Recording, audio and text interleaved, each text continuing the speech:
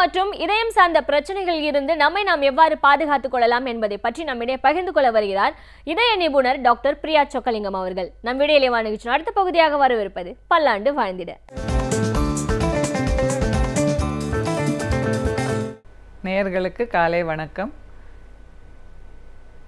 Diabetes அப்படிங்கிற ஒரு வியாதி இப்போ அதிகமாக இந்தியர்களில் பார்த்துட்டு இருக்கோம் அப்படிங்கிறது ஒரு உண்மை.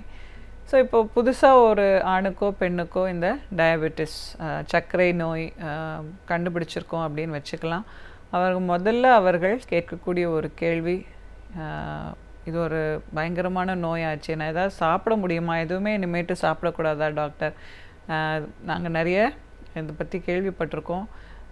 எதுவுமே சாப்பிடக்கூடாதுன்னு எல்லாரும் சொல்லியிருக்காங்க. அப்படியா, நான் இனிமேட்டு எதையுமே சாப்பிடக்கூடாதா? ஸோ இந்த மாதிரியான ஒரு கவலை, ஒரு மன உளைச்சலில் ஆண்களும் பெண்களும் டயபெட்டிஸ்னால் இப்போது இருக்காங்க. இதில் முக்கியமாக இன்றைக்கி நான் அவங்க கூட பகிர்ந்து கொள்ள போகிறது, இந்த சர்க்கரை வியாதி அதாவது டயபெட்டிஸ் இருந்தாலுமே அவர்கள் சமச்சீரான நல்ல ஒரு ஆரோக்கியமான உணவை எடுத்துக்கொண்டால் கண்டிப்பாக அந்த சர்க்கரை வியாதியின் தாக்கத்தையும் குறைத்து, நிறைய பேருக்கு அந்த சர்க்கரை வியாதி டயக்னோஸ் பண்ணியிருந்தாலும் அதை குறைத்து குணப்படுத்துவது கூட அவர்கள் செய்யக்கூடிய அந்த உணவு முறை மாற்றங்கள் மற்றும் சில உடற்பயிற்சிகள் இதில் எல்லாமே அந்த டயபெட்டிஸை கண்ட்ரோல் பண்ணிடலாம். ஸோ இந்த முதல் படத்தை பாருங்கள். இப்போ டயபெட்டிஸ் வந்திருக்கு, ப்ரீ டயபெட்டிஸ்னு ஒன்று இருக்குது, டயபெட்டிஸ்னு ஒன்று இருக்குது. ப்ரீ டயபெட்டிஸ் ஒரு பார்டர் லைன் டயபெட்டிஸ்னால் அப்பொழுது தான் அவர்களுக்கு அந்த டயபெட்டிஸ் சர்க்கரை நோய்க்கான அறிகுறிகள் ஆரம்பிக்குது அப்படிங்கிறது தான் ப்ரீ டயபெட்டிஸ். அஃப்கோர்ஸ் டயபெட்டிஸ் அப்படிங்கிறது ஒருத்தருக்கு நீரிழிவு நோய் முழுமையாக டயக்னோஸ் கண்டுபிடிச்சிட்டோன்னா அதை ஃபுல் ப்ளோன் டயபெட்டிஸ் அப்படின்னு சொல்லுவோம். எதுவாக இருந்தாலும் டெஃபினட்டாக அவர்கள் சில உணர்வு முறை மாற்றங்களை பின்பற்ற வேண்டும். இந்த படத்தில் பார்க்குற மாதிரி முழு தானியங்கள், காய்கறிகள், பழங்கள், பால் போன்ற டேரி ப்ராடக்ட்ஸ், நட்ஸ் அப்படின்னு சொல்கிறோம் இல்லைங்களா, கொட்டைகள், அஃப்கோர்ஸ் மீட் சாப்பிட்றவங்களாக இருந்தால், மாமிசம் எடுத்துக்கொள்கிறவர்களாக இருந்தால் லீன் மீட் அப்படின்னு சொல்கிறோம். அப்புறம் மீன் வகைகள், சீ ஃபுட் அப்படின்னு சொல்கிறோம். இதெல்லாமே இந்த படத்தில் காமிச்சிருக்கக்கூடிய எல்லாமே சேஃப் ஃபுட்ஸ், ஹெல்த்தி ஃபுட்ஸ், கவலை இல்லாமல், ரொம்ப ஒரு பயமும் இல்லாமல் டயபெட்டிஸ் இருக்கிறவங்க டெஃபினட்டாக எடுத்துக்கலாம். இது ஒரு பேலன்ஸ் டயட்டாக இல்லையா அப்படிங்கிறது மட்டும் எல்லாருமே உணர்ந்து ஒரு ஊட்டச்சத்து நிபுணரோ மருத்துவரோ இவர்களுடைய அறிவுரைப்படி இந்த உணவுகளை எடுத்துக்கொள்ள வேண்டும். ஸோ ஒரு நாளைக்கு நாம் எடுத்துக்கொள்ளக்கூடிய அந்த ஃபைபர் கண்டென்ட், நம்ம உணவில் நார்ச்சத்து சஃபிஷியண்ட்டாக இருக்கா இல்லையா, புரதச்சத்து போதுமான அளவு கிடைக்குதா, விட்டமின்ஸ் அண்ட் மினரல்ஸ் அப்படின்னு சொல்கிறோம், இந்த மைக்ரோ நியூட்ரியன்ஸ் இது கூட ரொம்ப ரொம்ப முக்கியம். அப்புறம் ஃபேட்ஸ் இல்லாமல் நம்ம உணவை எடுத்துக்கொள்ளக்கூடாது. ஸோ ஃபேட்ஸில் ஹெல்த்தி ஃபேட்ஸுங்கிறது டெஃபினட்டாக நம்ம உடம்புக்கு, உடல் நலத்துக்கு தேவை. ஸோ இந்த ஹெல்த்தி ஃபேட்ஸ் அப்படின்னு பார்த்தோன்னா எதுலெல்லாம் இருக்குது, நம்ம வெஜிடேரியன்ஸாக இருந்தால் டெஃபினட்டாக வெஜிடபிள் ஆயில்ஸில் இருக்குது, அதாவது எண்ணெய்கள் இல்லையா, தாவர எண்ணெய்கள், நட்ஸ், இந்த கொட்டைகள், பாதாம், பிஸ்தா, வால்நட்ஸ் சொல்கிறோம், ஆல்மண்ட்ஸ் இல்லைங்களா. ஸோ இந்த மாதிரியான நட்ஸில் டெஃபினட்டாக ஹெல்த்தி ஃபேட்ஸ் இருக்குது. நான்வெஜ்ஜில் சீ ஃபுட், ஃபிஷ் இதிலெல்லாம் இருக்கக்கூடிய நியூட்ரிஷன் ரொம்ப ரொம்ப நல்லது. அதை வறுத்து எடுக்காமல் ஓரளவுக்கு கொதிக்க வைத்தோ குழம்பாக வைத்தோ அந்த மாதிரி சாப்பிடும்போது டெஃபினட்டாக அது ஒரு நன்மையை கொடுக்கின்றது. ஸோ முக்கியமாக நம்ம இப்போ டயபெட்டிஸ் இருக்கிறவங்க சாதமே சாப்பிடக்கூடாதா டாக்டர், எங்களுக்கு சாதம் தான் சாப்பிட்டு பழக்கம், அதாவது அரிசி வகையில் உணவுகள் நிறைய நம்ம எடுத்துகிட்ருக்கோம். காலையில் ஆரம்பித்து இட்லி, தோசை இல்லை பொங்கல், அதுக்கப்புறம் மதிய உணவுக்கும் சாதம் சம்மந்தப்பட்ட வெரைட்டி இல்லைங்களா. அப்புறம் இரவு ஐதர் தூங்குறதுக்கு முன்னாடி திரும்ப இட்லி தோசைன்னு எடுத்துக்கிறோம், இல்லை சில சமயம் உப்புமா, சில சமயம் திரும்ப சாதமாகவே எடுத்துக்கிறோம். ஸோ நம்ம அனைவருமே சாதம் நிறைய உட்கொள்ளக்கூடிய ஒரு பழக்கத்தில் இருக்கிறோம். ஸோ இதை தவிர்த்து என்ன பண்ணலான்னா, அது முக்கியமாக சாதத்தில் நியூட்ரிஷன் இருந்தாலும் நன்மைகள் இருந்தாலுமே அது இப்போ வெள்ளை சாதம் அப்படின்னு சொல்லும்பொழுது ரொம்ப அதை ரிஃபைன் பண்ணி பாலிஷ் பண்ணி அதோடைய ஊட்டச்சத்துக்களை இழக்க வைத்து விட்டு தான் நமக்கு அது வழங்கப்படுகிறது. ஸோ அந்த மாதிரியான நிலைமை மாற வேண்டும். முடிந்த அளவுக்கு முழு தானியங்கள்னு சொல்லும்பொழுது அது நேச்சுரலாக இருக்கக்கூடிய அந்த ஃபுல் ஃபைபர், அதோடைய வெளிபாகம் உள்பாகம் எல்லாமே இருக்கக்கூடிய அந்த natural form. So whole wheat அப்படின்னு சொல்கிறோம். ஃபுல்லாக இருக்கக்கூடிய ப்ரௌன் ரைஸ் அல்லது புழுங்கல் அரிசி, இதுவும் ஒரு பெட்டர் ஃபார்ம் ஆஃப் ரைஸ். அதே தவிர சிறுதானியங்கள், மில்லட்ஸ் அப்படின்னு சொல்கிறோம் இல்லைங்களா, வரகு, சாமை, குதிரைவாலி. ஸோ இந்த மாதிரி மில்லட்ஸ்லேயே நிறைய சிறுதானியங்களே நிறைய வகைகள் உண்டு. இவை எல்லாமே வந்து டெஃபினட்டாக ஒரு ஹோல் மீல், ஒரு நியூட்ரிஷனல் பேலன்ஸ் நியூட்ரிஷன் இதெல்லாமே நமக்கு கொடுக்குற ஒரு உணவுப் பொருட்கள். இதை தினந்தோறும் நாம் சேர்த்து கொள்ள வேண்டும். ஸோ இது வந்து ஒரு விழாக்களுக்கோ அப்போது ஒரு ஃபெஸ்டிவலுக்கோ அந்த மாதிரி மட்டும் இல்லாமல் தினந்தோறுமே வீட்டில் இது ஒரு ஃபேமிலியாக ஒரு ஹெல்த்தி லைஃப் ஸ்டைலுக்கு இந்த மாதிரியான உணவுகளை உட்கொண்டால் ஒரு வெரைட்டியும் இருக்கும், ப்ளஸ் தேவையான இந்த ஊட்டச்சத்துகளும் கிடச்சிரும். அடுத்து நீங்கள் என்ன சாப்பிடக்கூடாது, அதுவும் ரொம்ப ரொம்ப முக்கியம். சில விஷயங்கள், சில பொருட்களை சாப்பிடக்கூடாது. முடிந்த அளவுக்கு குறைத்து கொள்ள வேண்டும், அவாய்ட் பண்ணணும். இல்லாட்டி எப்பயோ ஒரு வாட்டி தவிர்க்க முடியாத நிலையில் சரி பரவாயில்லை, but on a daily basis அடிக்கடி இந்த மாதிரியான இந்த படத்தில் பாருங்கள் ஃப்ரைட் ஐட்டம்ஸ், ஸோ ஒரு எண்ணெயில் பொரிக்கப்பட்ட அந்த உணவுப் பொருட்களை கண்டிப்பாக அவாய்ட் பண்ணும். முக்கியமாக அதில் ட்ரான்ஸ் ஃபேட் அப்படிங்கிறது ஒரு கெட்ட கொழுப்புங்க. ஒரு எண்ணெயை மீண்டும் மீண்டும் நம்ம உபயோகிக்கும் போது காய்ச்சி அந்த எண்ணெயை மிகவும் கொதிக்கிற எண்ணெயில் திரும்ப திரும்ப வறுக்கும்பொழுது இந்த ட்ரான்ஸ் ஃபேட் அப்படிங்கிற ஒரு கொடிய எண்ணெய் அதிகமாகிறது, கொழுப்பு சத்து அதிகமாகிறது. அதை கண்டிப்பாக எல்லாருமே தவிர்க்க வேண்டும். அதை தவிர ஃப்ரைட் ஐட்டம்ஸ் தவிர பேக்கரி, அதாவது இந்த கேக் சம்மந்தப்பட்ட ப்ராடக்ட்ஸ், இதில் எல்லாமே இப்போது ட்ரான்ஸ் ஃபேட் நிறைய உபயோகிக்கிறார்கள். ஸோ கடையில் போய் இந்த மாதிரியான உணவுப் பொருட்களை வாங்குவதை மிகவும் குறைத்து கொள்ள வேண்டும். அப்புறம் சர்க்கரை, தேன், இது நிறைய பேர் கேட்குறாங்க. சர்க்கரை நான் நிறுத்திட்டேன் டாக்டர், ஆனால் தேன் கொஞ்சம் கொஞ்சம் சேர்த்துக்கலாமா அப்படிங்கிறது. ஸோ தேனும் ஒரு விதமான சர்க்கரை தான், sugar in a different form. So அதுவுமே வந்து குறைத்து கொள்ள வேண்டும். மைதாவால் ஆன பொருட்கள், உணவுப் பொருட்களை மிகவும் குறைத்து கொண்டு அவாய்ட் பண்ணணும்னு சொன்னேன்.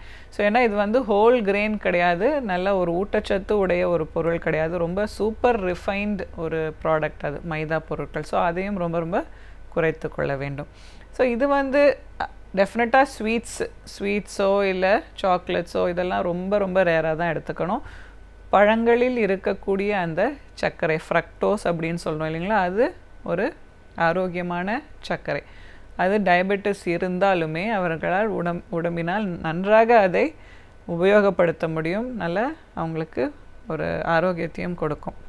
ஸோ இந்த படத்துலேயே ரைட் சைடில் சில பழங்கள் போட்டிருக்கேன். இந்த பழங்களில் கொஞ்சம் நம்ம கவனம் செலுத்தணும். ஏன்னா பலாப்பழம், வாழைப்பழம், மாம்பழம், சப்போட்டா இவையெல்லாம் அதிகமாக சர்க்கரை தன்மை வாய்ந்த, இனிப்பு தன்மை வாய்ந்த பழங்கள். இவையும் எடுத்துக்கக்கூடாது அப்படின்லாம் எதுவும் கிடையாது, குறைத்து எடுத்துக்க வேண்டும். அதே மாதிரி ட்ரை ஃப்ரூட்ஸ், நட்ஸ் எடுத்துக்கலாம், ஆனால் ட்ரை ஃப்ரூட்ஸில் அந்த நீர் பசையெல்லாம் போய் வெறும் வந்து காய்ந்த ஒரு பழம் மட்டும் இருக்கிறதுனால அதுவும் ஃபாஸ்ட் சுகர்ஸாக நம்ம பாடியில் கன்வெர்ட் ஆகுது. ஸோ இதெல்லாமே கொஞ்சம் கேர்ஃபுல்லாக எடுக்கணும். மற்ற பழங்கள் எல்லாமே நன்றாகவே நீரிழிவு நோய் இருந்தாலுமே எடுக்க வேண்டும். பழங்களை தோலோடு, முடிந்தால் தோலோடு அந்த முழு பழமாக சாப்பிடும்பொழுது அது ஒரு ஸ்பெஷல் ஊட்டச்சத்தை நமக்கு கொடுக்கிறது. காய்கறியும் பழங்களும் தோலோடு அந்த ஃபுல் ஃப்ளெஷ்ஷோடு எடுக்கும்போது ரொம்ப ரொம்ப நல்லது. அது ஜூஸாவோ இல்லை ரொம்ப வடிகட்டியோ எடுக்க வேண்டாம் அப்படிங்கிறது நீங்கள் எல்லாருமே தெரிஞ்சுக்கணும். முக்கியமாக டயபெட்டிஸ் இருக்கிறவங்க நேரத்துக்கு சாப்பிடணுங்க. இந்த படத்தில் பாருங்கள், டைம்லி மீல்ஸ் ரொம்ப ரொம்ப முக்கியம். இன்பிட்வீன் மீல்ஸ் நீங்கள் என்ன பண்ணலாம், ஒரு ஹெல்த்தி ஸ்நாக் எடுத்துக்கலாம். ஸோ இதற்கான ஒரு அறிவுரையும் நீங்கள் ஊட்டச்சத்து நிபுணரையோ, அதாவது டயட்டீஷியன் சொல்லுவோம், இல்லை உங்கள் மருத்துவர், இது நாங்கள் கார்டியாக் வெல்னஸ் இன்ஸ்டிடியூட் எங்கள் நிறுவனத்தில் தினந்தோறும் இந்த நீரிழிவு நோய் உள்ள ஆண்களுக்கு, பெண்களுக்கு, ஈவன் சின்ன பசங்களுக்கு கூட இப்போ நிறைய டயபெட்டிஸ் பார்க்குறோம். ஸோ இந்த மாதிரியான நபர்களுக்கு ஒரு ஹோலிஸ்டிக்காக ட்ரீட்மெண்ட் கொடுக்கும்பொழுது நல்ல blood sugar கண்ட்ரோல் பார்க்குறோம். மருந்துகளில் இருக்கக்கூடிய ஒரு டிபெண்டன்சி குறைந்து அவர்கள் ரொம்ப ரொம்ப ஒரு ஹெல்த்தி லைஃப் லீட் பண்ண முடியுது. இது அவங்களுடைய எஃபர்ட்டும் இருக்குது, அவங்க நம்மளுடைய அந்த கைடன்ஸை ஃபாலோ பண்ணக்கூடிய அந்த மோட்டிவேஷனும் இருக்கும்பொழுது டெஃபினட்டாக இந்த வியாதியை கண்ட்ரோல் பண்ணி நம்மளுடைய மற்ற உடல் உறுப்புகளை பாதிக்காமல் பார்த்து கொள்ளலாம்.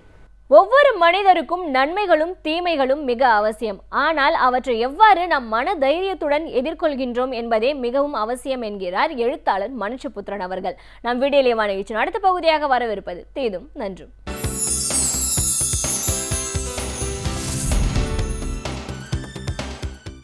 வணக்கம் நண்பர்களே, இன்னும் ஒரு இனிய காலை பொழுதில் தீதும் நன்றும் நிகழ்ச்சியில் உங்களை சந்திப்பதில் மிக்க மகிழ்ச்சி அடைகிறேன். நாளை ஜூன் 3ஆம் தேதி தமிழகத்தினுடைய தலையெழுத்தை மாற்றி அமைத்த ஒரு மகத்தான தலைவரினுடைய பிறந்த நாள் மட்டுமல்ல, நாளைக்கு ஒரு மிகப்பெரிய ஒரு விழாவை திராவிட முன்னேற்றக் கழகம் முன்னெடுக்கிறது. அதுதான் அந்த பிறந்தநாள் கூட்டம் என்பது தலைவர் கலைஞர் அவர்கள் சட்டசபைக்குள் நுழைந்து 60 ஆண்டுகளை பூர்த்தி செய்யக்கூடிய ஒரு மகத்தான நாளாக, அந்த ஒரு 60 ஆண்டுகளை கொண்டாடக்கூடிய ஒரு தினமாக நாளைய தினம் இருக்கிறது. 60 ஆண்டுகள் அவர் தொடர்ச்சியாக அவர் சட்டமன்றத்தில் இருந்திருக்கிறார் என்பதுதான் முக்கியமான ஒரு விஷயம். 13 முறை தொடர்ச்சியாக வெற்றி பெற்று எதிர்க்கட்சி தலைவராகவும் ஆளும் கட்சியில் முதலமைச்சராகவும் அவர் ஆற்றியிருக்கக்கூடிய பங்குகள் என்பது இந்தியாவில் மட்டுமல்ல உலக வரலாற்றிலேயே 60 ஆண்டுகள் சட்டசபையில் தொடர்ச்சியாக பணியாற்றிய சட்டசபைக்கு தேர்ந்தெடுக்கப்பட்ட ஒரு தலைவர் வேறு எந்த ஒரு நாட்டிலும் கிடையாது, இந்தியாவில் எந்த ஒரு மாநிலத்திலும் கிடையாது. இது ஒரு தலைவர் எப்படி தன்னை மக்களோடு இணைத்து கொண்டிருந்திருக்கிறார், தன்னுடைய அரசியலை எவ்வளவு செப்பமாக அவர் எடுத்து சென்றிருக்கிறார், தளராத உறுதியோடு அவர் மக்களோடு மக்களாக ஜனநாயகத்தின் ஒரு மிகப்பெரிய தூணாக அவர் விளங்கியிருக்கிறார் என்பதைத்தான் இந்த 60 ஆண்டுகள் நமக்கு காட்டுகின்றன. இந்த 60 ஆண்டுகள் என்பது கலைஞரினுடைய 60 ஆண்டுகால அரசியல் வாழ்க்கையின் சரித்திரம் அல்ல, அது தமிழக அரசியலினுடைய சரித்திரம், தமிழகத்தினுடைய சமூக நீதி சார்ந்த போராட்டங்களினுடைய சரித்திரம், அது மொழி உரிமை சார்ந்த சரித்திரம், இன உரிமை போராட்டங்கள் சார்ந்த சரித்திரம், ஒரு மிகச்சிறந்த ஒரு மிகச்சிறந்த ஒரு ஜனநாயக ஆட்சியை, ஒரு மிகச்சிறந்த ஒரு நிர்வாகத்தை வழங்கிய ஒரு மிகப்பெரிய காலகட்டத்தினுடைய ஒரு சரித்திரம். எதிர்க்கட்சி தலைவராக மக்கள் பிரச்சனைகளை மிகப்பெரிய அளவிற்கு முன்னெடுத்து சென்ற மையப்படுத்திய ஒரு தலைவருடைய சரித்திரம் அது. அப்படி பார்க்கிற போது கலைஞர் அவர்களுடைய இந்த 60 ஆண்டு கால சட்டசபை பணிகள் என்பது அரசியலில் நுழைய விரும்புகிறவர்களுக்கு ஒரு மிகப்பெரிய பாடம். ஒரு தலைவர் எப்படி தன்னை தொடர்ந்து புதுப்பித்துக் கொள்ள வேண்டும், காலத்திற்கேற்ப தன்னை மாற்றிக்கொள்ள வேண்டும், சூழலுக்கேற்ப முடிவு செய்ய வேண்டும், எப்படி சட்டசபையை ஒரு மிகப்பெரிய சிந்தனை மன்றமாக மாற்ற முடியும் என்பதற்கு தலைவர் கலைஞர் அவர்களுடைய செயல்பாடுகள் தான் சிறந்த உதாரணம். அப்படி பார்க்கிற போது அவருடைய உரைகளில் அவர் முதலமைச்சராக இருந்தபோதும் சரி, அல்லது சட்டமன்ற உறுப்பினராக எதிர்க்கட்சி தலைவராக இருந்தபோதும் சரி, அவருடைய உரைகளில் ஆழம் இருக்கும், துறை சார்ந்த புள்ளி விவரங்கள் இருக்கும், கடந்த காலத்தை பற்றிய நினைவுகள் இருக்கும், நிகழ்காலத்தை பற்றிய தேவைகள் இருக்கும், எதிர்காலத்தை பற்றிய திட்டங்கள் இருக்கும். எல்லாவற்றையுமே அவர் ஒருங்கிணைக்கக்கூடிய ஒரு தலைவராக அவர் இருந்தார் என்பது மட்டுமல்ல, அவருடைய அணுகுமுறையில் ஒரு தனித்துவமான ஒரு பார்வை இருக்கும், மதிநுட்பமும் செறிவும் இருக்கும். அவருடைய மொழியை மிக அற்புதமாக பயன்படுத்தக்கூடியவர். அதில் அங்கதம் மிளிரும், சிந்தனை ஒளிரும். அப்படிப்பட்ட அங்கதமும் சிந்தனையும் மிகுந்த ஒரு தலைவர்தான் தலைவர் கலைஞர் அவர்கள். அவர் எத்தனையோ நெருக்கடியான சூழல்களை சட்டசபையில் சந்தித்திருக்கிறார், எத்தனையோ விதமான நெருக்கடிகளை சந்தித்திருக்கிறார், எல்லாவற்றையும் அவர் வென்று வந்திருக்கிறார். அதோடு மட்டுமல்ல, அவர் எந்த கேள்விக்கும் பதில் சொல்லாமல் சென்றது கிடையாது, எந்த கேள்வியையும் புறக்கணித்தது கிடையாது. மாறாக சட்டசபைக்குள்ளாக ஒரு முழுமையான தலைவராக அவர் செயல்பட்டார் என்பதைத்தான் அவருடைய 60 ஆண்டு கால இந்த சட்டசபை வரலாறு என்பது நமக்கு சொல்கிறது. அப்படி ஒரு முழுமையான தலைவராக அவர் பல்வேறு விதமாக தமிழக சட்டசபை வரலாற்றினுடைய எந்த பக்கத்தை திருப்பினாலும் அதில் தலைவர் கலைஞர் அவர்களுடைய பங்களிப்புகள் இல்லாமல் இருக்காது. அப்படிப்பட்ட ஒரு மகத்தான ஒரு தலைவரினுடைய இந்த 60வது சட்டமன்றத்தில் அவர் பங்கேற்ற இந்த 60வது ஆண்டை தமிழகம் இன்றைக்கு கொண்டாடி கொண்டிருக்கிறது. இந்த கொண்டாட்டத்தின் ஊடாக தலைவர் கலைஞர் அவர்கள் இந்த பிறந்த தினத்தில் அவருடைய இந்த நீண்ட நெடிய அவருடைய சமூக வாழ்க்கையில், அரசியல் வாழ்க்கையில் அவர் ஆற்றியிருக்கக்கூடிய பங்களிப்புகள் என்பது என்றென்றைக்கும் காலத்தால் எவராலும் அளிக்க முடியாத ஒன்றாக இருக்கும் என்பதில் எந்தவிதமான சந்தேகமும் கிடையாது. முக்கியமாக அவர் இந்த மாநில அரசியலை முழுமையாக தன்னுடைய கட்டுப்பாட்டில் இந்த 60 ஆண்டுகளாக வைத்திருந்திருக்கிறார். கலைஞர் என்ன சொல்கிறாரோ, எதை விரும்புகிறாரோ அதுதான் அரசியல் சூழலாக மாறும். தனக்கு எதிரான சூழலை கூட அவர் வெகு சுலபமாக அவர் தன்னுடைய இயக்கத்திற்கு சாதகமாக மாற்றக்கூடியவர். அதோடு மட்டுமல்ல, அரசியல் போராட்டங்களை எப்படி முன்னெடுக்க வேண்டும் என்பதை, எத்தகைய மதிநுட்பத்துடன் அதை செயல்படுத்த வேண்டும் என்பதை தலைவர் கலைஞரிடமிருந்து எல்லா தலைவர்களுமே பாடம் கற்றிருக்கிறார்கள்.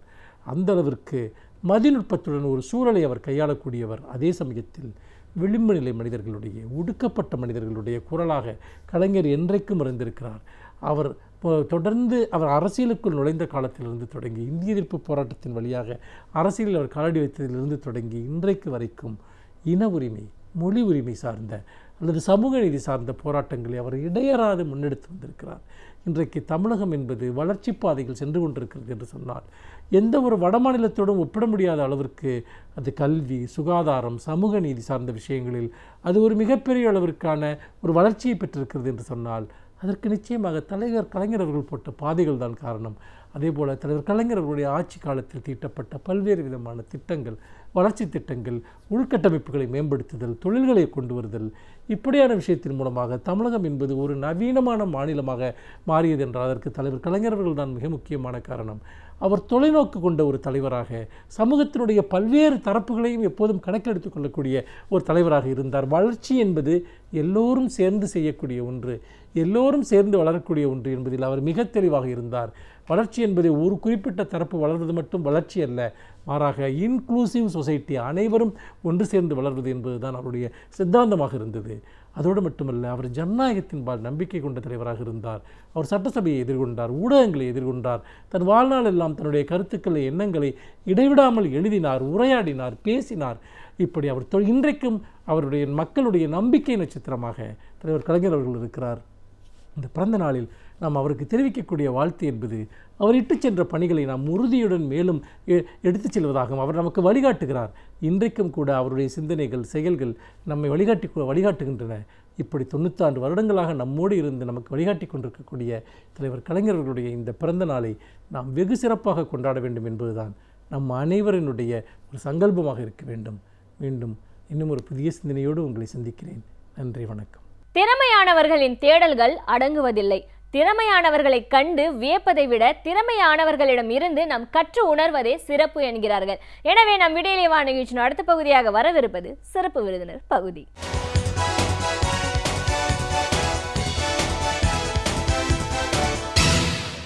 வணக்கம் நேயர்களே, விடியலே வா நிகழ்ச்சியின் சிறப்பு விருந்தினருக்கான நேரம் இது. இன்றைய சிறப்பு விருந்தினர் கல்வியாளர் திரு ராகேஷ் பாரதி. ஒரு கல்வியாளரா, கனடா வாழ் தமிழரா, அங்கே இருக்கிற வாழ்க்கை முறை எப்படி இருக்கு, இவர் இங்கிருந்து எப்போ கனடாவுக்கு போனாங்க, மறுபடியும் கல்வி அப்படின்ற ஒரு விஷயத்த இந்தியாவுக்கு கொண்டு வரணும்னு அவர் ஏன் நினைச்சாரு, இப்படின்னு பல விஷயங்களை, கருத்துக்களை நம்ம அவர்கிட்ட கேட்டு தெரிஞ்சுக்கலாம். வணக்கம் சார். வணக்கம். ஒரு கனடா வாழ் தமிழரா, கல்வியாளரா, முதல்ல எங்கள் நிகழ்ச்சிக்கு உங்களை நாங்கள் வரவேற்கிறோம். கல்வியாளர் அப்படின்னு சொல்லும்போது நீங்கள் ஒரு அடிப்படையில் ஒரு இந்தியர், உங்களோட சின்ன வயசு காலத்துலேயே இங்கேருந்து நீங்கள் கனடா போயிட்டீங்க. உங்களோட அதுக்கப்புறமான வாழ்க்கை முறை எல்லாமே கனடாலேயே இருந்திருக்கு. ஆனால் அதையெல்லாம் தாண்டி நம்மளோட நாடு, நம்ம நாட்டுக்கு நாம் ஏதாவது கான்ட்ரிபியூட் பண்ணணும் அப்படிங்கிறதுக்காகவே இங்கே ஒரு ஸ்கூல் ஆரம்பித்து கனடாவில் இருக்கிற மாதிரியான சிஸ்டமை இங்கே கொண்டு வரணும்னு நினைக்கிறீங்க. அதன் மூலமாக இந்திய மாணவர்கள் வெளிநாடு போய் கனடாவில் போய் படிக்கிறதுக்கும் உயர்கல்வி படிக்கிறதுக்குமான ஒரு வாய்ப்பை உருவாக்கி கொடுக்கலாம் அப்படிங்கிறதுக்காகவே இதெல்லாம் ஆரம்பிச்சிருக்கீங்க. ஒரு கனடா வாழ் தமிழர் அப்படிங்கிற முறையில் கனடா எப்படி ஒரு வரவேற்பு கொடுக்குது, வெளிநாட்டிலேருந்து வர்றவங்களை எப்படி அவங்க ரிசீவ் பண்ணிக்கிறாங்க, அங்கே இருக்கிற வாழ்க்கை முறை எப்படி இருக்கு, கல்வி, கலாச்சாரம், இந்த மாதிரியான விஷயங்கள்ல எவ்வளோ தூரம் அவங்க முக்கியத்துவம் கொடுத்துட்டு இருக்காங்க, அடிப்படையில் அந்த அரசாங்கம் மக்களை எப்படி அரவணைச்சு கொண்டு போகிறது, இதை நீங்க பார்த்த வரைக்கும் என்னென்ன மாதிரி குறிப்பிட்டு சொல்லக்கூடிய விஷயங்கள், இப்படி எல்லாத்தையும் எங்க நேர்களோட இன்னைக்கு நீங்க முழுமையா பகிர்ந்துக்கணும் சார். முதல்ல உங்களை பத்தி சொல்லுங்க. ஒரு சின்ன வயசுலயே நீங்க இங்க கனடா போயிருக்கீங்க, உங்களோட அதுக்கப்புறமான வாழ்க்கை, படிப்பு எல்லாமே அங்கதான் இருந்திருக்கு. அப்படின்னும் போது இங்க மறுபடியும் ஒரு இன்ஸ்டிடியூஷன், கல்வி சார்ந்த விஷயங்கள்ல இந்தியால நம்ம கொண்டு வரணும் அப்படின்ற ஒரு எண்ணம் எப்படி ஏற்பட்டுச்சு? நான் சின்ன வயசில் பிறந்தது தமிழ்நாட்டில் தான். பட் ஆனால் நான் வளர்ந்தது எல்லாமே கனடாவில். எங்கள் அம்மா அப்பா என்னை எப்படி ரைஸ் பண்ணாங்கன்னா, சொசைட்டி கான்ட்ரிபியூட் பண்ணணும் கண்டிப்பாக, வெதர் கனடாவோ இந்தியாவோ பண்ணணும். ஸோ அந்த திங்கிங்கில் ரொம்ப நாளாக ஐ வாஸ் லிவிங். பட் ஆனால் ஒன்ஸ் நான் அங்கே எல்லாம் படித்து முடித்ததுக்கப்புறம் I started thinking எப்படி நான் contribute பண்ண முடியும். See, Canadaல வளர்ந்துட்டோம். Because of that, I wanted to serve, Canadaல serve பண்ணணும். அதனால I joined the military. So I went to the Royal Military College of Canada. I commissioned as an officer in the army. So I served that country. But in my heart, I wanted to serve India. கண்டிப்பா ஏதாவது பண்ணணும்னு. So I started thinking எப்படி பெஸ்ட்டாக பண்ணலான்ட்டு, and I think the education field வந்து it's fundamentally very important for society. So அந்த இதில் வந்து நான் திங்க் பண்ணி டிசைட் பண்ணது, நம்ம ஒரு கனடாவில் எஜுகேஷன் நல்ல சிஸ்டம் இருக்கிறதுனால எப்படி நம்ம இந்தியாவுக்கு கொண்டு வந்தால் பீப்புளுக்கு பெனிஃபிட்டாக இருக்கும்ட்டு. ஸோ அதனால தான் நான் இங்கே ஒரு ஸ்கூல் ஆரம்பித்தோம்னா நிறைய மக்களுக்கு நல்லா நம்ம சர்வ் பண்ணலாம், அந்த இன்ட்ரெஸ்ட்டில் நான் வந்திருக்கேன். ஓகே. ஸோ இப்போ இங்கே ஆரம்பிக்கிற ஒரு பள்ளி வந்து என்ன மாதிரியான ஒரு சிலபல் இருக்கும்? அங்கே படிக்கிற மாணவர்களுக்கு என்ன அடிஷ்னல் அட்வான்டேஜஸ் கிடைக்கிறதுக்கு வாய்ப்பு இருக்கு? எங்கள் ஸ்கூல் நாங்கள் ஒரு கெனேடியன் ஸ்கூல் ஓப்பன் பண்ணுறதுனால அதில் என்ன சிலபஸ்னால் it's a Canadian syllabus completely. படிக்கிற டீச்சர்ஸ்லேருந்து ஃபுல் அண்ட் ஃபுல் கனடாலேருந்து கொண்டு வரோம். ஸோ அதில் அட்வான்டேஜஸ் என்னென்னா, இந்த கரிக்குலம் பார்த்தீங்கன்னா வேர்ல்டில் ரேங்கிங்ஸ் எல்லாம் it's number 1 English language curriculum. UK, US எல்லாம் கம்பேர் பண்ணும்போது Canada is much better. So ஒரு சைல்டோட டெவலப்மெண்ட் எடுத்துட்டோம்னா they'll get a better development because Canadian education படிக்கிறதுனால. So they'll become a stronger student. Furthermore, அங்கே படிக்கிறதுனால easier to enter நம்ம Canadian colleges, universities, even US, UK, Australia அங்கே போகிறதுக்கெல்லாம் much more easier. ஏன்னா நாங்கள் issue பண்ணுறது Canadian diploma. ஃப்யூச்சரில் வந்து கனடாவில் வந்து this very there very welcoming. So இந்த புதுசாக இமிக்ரெண்ட்ஸ் வராங்க, ஸ்டூடெண்ட்ஸ் வராங்கன்னா தே என்கரேஜ் இட். ஸோ ஃப்யூச்சரில் இந்த சிட்டிசன்ஷிப் அந்த மாதிரி என்ன எடுக்கணும்னா Canada this is a better pathway. So அதெல்லாம் மைண்டில் வச்சுட்டு we thought let's start this will be benefiting the people here, அந்த மாதிரி தான் வந்தோம். ஓகே. கனடா அப்படின்ற அந்த நாடு பற்றி சொல்லுங்கள். அந்த நாட்டை பொறுத்த வரைக்கும் அங்கே இருக்கிற மக்கள், அவங்களோட பழக்க வழக்கங்கள் இதெல்லாம் எப்படி இருக்கும்? ரைட். நீங்கள் நியூஸில் நிறையா கேள்விப்பட்டிருப்பீங்கன்னு நினைக்கிறேன் கனடாவை பற்றி. த பிரைம் மினிஸ்டர் வந்து அவர் என்ன டைப்பான வேல்யூஸ் அவர் யோசிக்கிறாரு. ஜென்ரலி பீப்புள்னு பார்த்தோம்னா கனடாவில் extremely friendly. May not be other கண்ட்ரீஸோட ஐ ஃபீல் ரொம்ப வெல்கமிங்காக இருப்பாங்க. So this is how society is in Canada. So நம்ம foreign students வந்து கனடாவில் படிக்கிறாங்கன்னா it will be a safe environment, encouraging environment, welcoming environment. So இதெல்லாம் ரொம்ப முக்கியம். And society in general வந்து it's healthy, quality of life பார்த்தோம்னா it's always ரொம்ப டாப்பில் தான் இருக்கும். So overall as a country is one of the best to live in. Okay. இப்போது கனடா அப்படின்னு பார்க்கும்போது இந்த இமிக்ரேஷன் மைக்ரெண்ட்ஸாக நிறைய நாடுகள்லேருந்து வந்த மக்கள் இருப்பாங்க. ஸோ இப்போ ஒரு எஜுகேஷன் அப்படின்னு வரும்போது எந்த அளவுக்கு அவங்களுடைய ஒரு மதர் டங், அவங்களோட ஸ்டைல் ஆஃப் லிவிங்க்கு வந்து கனடா கவர்மெண்ட் சப்போர்ட் பண்ணியிருக்கு? கனடியன் கவர்மெண்ட் சைட்லேருந்து இன்டர்ஃபியரன்ஸ் எல்லாம் ஒன்றும் இருக்காது. we welcome the immigrants and they are free to live how they want to live. So அதனால் என்கரேஜ் தான் பண்ணுவாங்க. Canada is a small country. So immigrants வந்தால் தான் அது நல்லா க்ரோ பண்ண முடியும். ஸோ என்கரேஜிங்கான என்வாயர்மெண்ட் வச்சுருந்தா தான் வர முடியும். ஸோ அதனால இமிக்ரெண்ட் சைட்லேருந்து பார்த்தோம்னா it's one of the more welcoming societies. So அதனால் any type of interference issues எல்லாம் அஸ் அ சொசைட்டி இருக்காது. அதுவும் நீங்கள் நிறைய நியூஸில் கேள்விப்பட்டிருப்பீங்க, யூகே படிச்சிருப்பீங்க, யூஎஸில் என்ன மாதிரி என்வாயர்மெண்ட் இருக்குன்னு படிச்சிருப்பீங்க. கம்பேரிட்டிவ்லி கனடாவில் எப்படி இருக்கும் you might have also heard. So I'd say far more welcoming society. Okay. நான் ஸ்கூல்ஸ் பற்றி கேட்குறேன். இப்போது ஒரு கரிக்குலம் நம்ம ஃபாலோ பண்ணுறோம் அப்படின்னாக்கா எந்த அளவுக்கு இந்தியன் ஸ்கூல்ஸ் அங்கே இருக்குது? இப்போ ஒரு கிளாஸ் ரூமில் பார்த்தீங்கன்னா ஒரு சைனீஸ் இருக்கலாம், இந்தியன் இருக்கலாம், கனடியன் இருக்கலாம், இப்படி எல்லாரும் ஒன்றா சேர்ந்து இருக்கிற ஒரு இன்ஸ்டிடியூஷனில் அவங்களுக்கு எந்த மாதிரியான ஒரு எஜுகேஷன் ப்ரொவைட் பண்ணுறாங்க? அதை எந்த அளவுக்கு அவங்களால அக்செப்ட் பண்ணிக்க முடியுது? இல்லை ஃபஸ்ட்டு கனடா அந்த அவங்க லாங்குவேஜ் அவங்களுக்கு டீச் பண்ணிடுறாங்களா? the way of education upbringing? the upbringing பார்த்தீங்கன்னா இட்ஸ் வெரி மல்டிகல்ச்சரல். ஸோ நீங்கள் சொன்ன மாதிரி சைனீஸ் இருக்கலாம், கொரியன், ஜாப்பனீஸ், உலகத்துலேருந்து நிறைய பேர் கனடாக்கு வராங்க. So it creates a very diverse environment.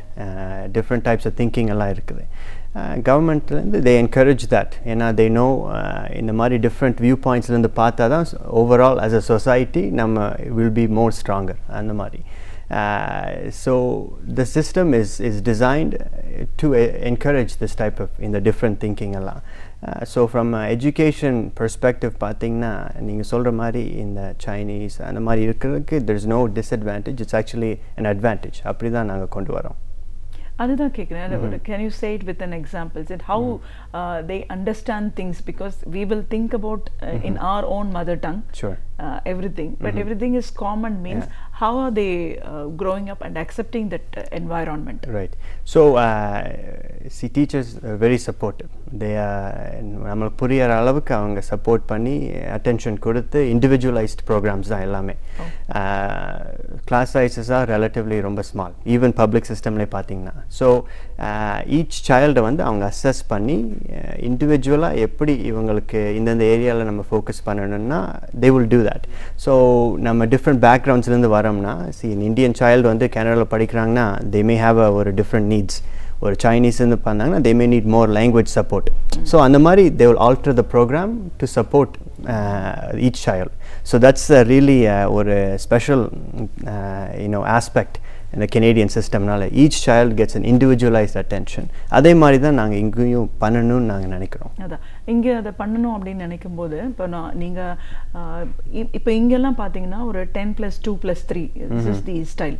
10 standard, 12 standard and then higher graduations அப்படின்னு நம்ம போகிறோம், and then PG. Okay. This is the style. அப்போ கனடா பொறுத்த வரைக்கும் அங்கேயும் இப்படி தான் இருக்குமா இல்லை எந்த டைப் ஆஃப் bringing? So கனடாவில் வந்து 12 grades இருக்கு. ஸோ 12th முடிச்சதுக்கப்புறம் ஹை ஸ்கூல் முடிஞ்சது, நெக்ஸ்ட் வந்து யூனிவர்சிட்டி. ஸோ அது வந்து 4 years. அதை முடிச்சுட்டு தான் போஸ்ட் கிராஜுவேட் அந்த மாதிரி பண்ணுவாங்க. But most people graduate level bachelors முடிச்சுட்டு they enter the workforce. So slightly different, but at the same time ரொம்ப similar between Indian system and Canadian system in the age group பார்த்தீங்கன்னா. So Canadian system பார்த்தீங்கன்னா starts in kindergarten. அந்த ஏஜ்லேருந்து start பண்ணிவிட்டு they go to elementary school முடிச்சுட்டு அதுக்கப்புறம் middle school முடிச்சுட்டு high school, அதுக்கப்புறம் முடிச்சதுக்கப்புறம் தான் யூனிவர்சிட்டி ஒரு காலேஜ் என்டர் பண்ணுறாங்க. ஸோ அது ஒரு 4 years வரும். அதை முடிச்சுட்டு தென் post graduate options, masters, PhD அந்த மாதிரி எல்லாம் இருக்குது, just like many other systems. எந்த அளவுக்கு ப்ராக்டிக்கல் என்வாயரான்மெண்ட் ப்ரொவைட் பண்ணுறாங்க? சி கனேடியன் எஜுகேஷன் பார்த்தீங்கன்னா இட்ஸ் 100% ப்ராக்டிக்கல் என்வாயர்மெண்ட். சி நானே படிக்கும்போது 9th நான் ஸ்மால் என்ஜின்ஸ் எல்லாம் நல்லா பிரித்து பார்த்து ரீபில்ட் பண்ணிகிட்டு இருந்தேன். வுட் ஒர்க்கிங் இருக்குது, எலக்ட்ரானிக்ஸ், ரொபாட்டிக்ஸ், வெரி யங் ஏஜ்லேருந்து அந்த மாதிரி தான் whole system is developed. Very little learning actually வெறும் கிளாஸ் ரூமில் மட்டுமே occurs. So that's the type of environment நாங்கள் ப்ரொவைட் பண்ணுறோம். So and for a child it's ரொம்ப என்ரிச்சிங்காக இருக்கும். இந்த மாதிரி யூனிக்கான எக்ஸ்பீரியன்ஸஸ், the learning வந்து outside of just வெறும் புக்ஸ் மட்டும் படிக்காமல் அந்த மாதிரி தான் system is built. So for them அவங்க ரொம்ப என்ஜாய் பண்ணி லேர்ன் பண்ணுவாங்க, as well as knowledge also they'll gain இந்த மாதிரி ப்ராக்டிக்கலாக எக்ஸ்பீரியன்ஸ் பண்ணுறதுனால. ப்ராக்டிக்கல் அப்படின்னு பேசும்போது நீங்களே முன்னாடி பேசும்போது சொல்லியிருக்கீங்க 10 yearsல நீங்கள் இங்கேருந்து கனடா போனீங்க அப்படின்னு சொல்லிட்டு. ஸோ ஒரு 10 வயசு வரைக்கும் ஒரு மிடில் ஸ்கூல் வரைக்குமோ என்னமோ ஒரு எஜுகேஷன் நீங்கள் கண்டினியூ பண்ணி நீங்கள் படிச்சுட்டு திடீர்னு கனடாவில் போயிட்டு யூ ஹாவ் டு கண்டினியூ ஒரு எஜுகேஷன் போது அந்த மாதிரி வரவங்களுக்கு கூட இட் இஸ் ஃப்ளெக்சிபிள் தான்? எஸ், நோ, கம்ப்ளீட்லி ஃப்ளெக்சிபிள் தான். நான் வந்து கொஞ்சம் சின்ன வயசில் கூட நான் வந்து கனடா போயிருக்கேன். என்னோட லேட்டர் ஸ்டேஜில் கூட நிறைய பேர் வராங்க. அவங்களையும் அக்காமடேட் பண்ணி ஒரு கிராஜுவேட்டாக அவங்க க்ரியேட் பண்ணி சிஸ்டத்தில் என்டர் ஆகுறாங்க. ஸோ எனக்கு வந்து பார்த்திங்கன்னா I didn't have many difficulties. நான் ஒரு 10 வயசு தான் பேர்லி. ஸோ ஈஸி இன்டகிரேட் ஆகிட்டேன். ஸோ 15 yearsல கூட வரவங்க இருக்காங்க. நிறைய பேர் 15 years வராங்க, 16 years வராங்க, அந்த மாதிரி கூட வராங்க. அண்ட் த சிஸ்டம் வந்து they'll take them அவங்களோட இண்டிவிஜுவல் நீட்ஸ் என்னென்னு அசஸ் பண்ணி அதுக்கு ஸ்பெசிஃபிக்கான ப்ரோக்ராம்ஸ் எல்லாம் இருக்குது.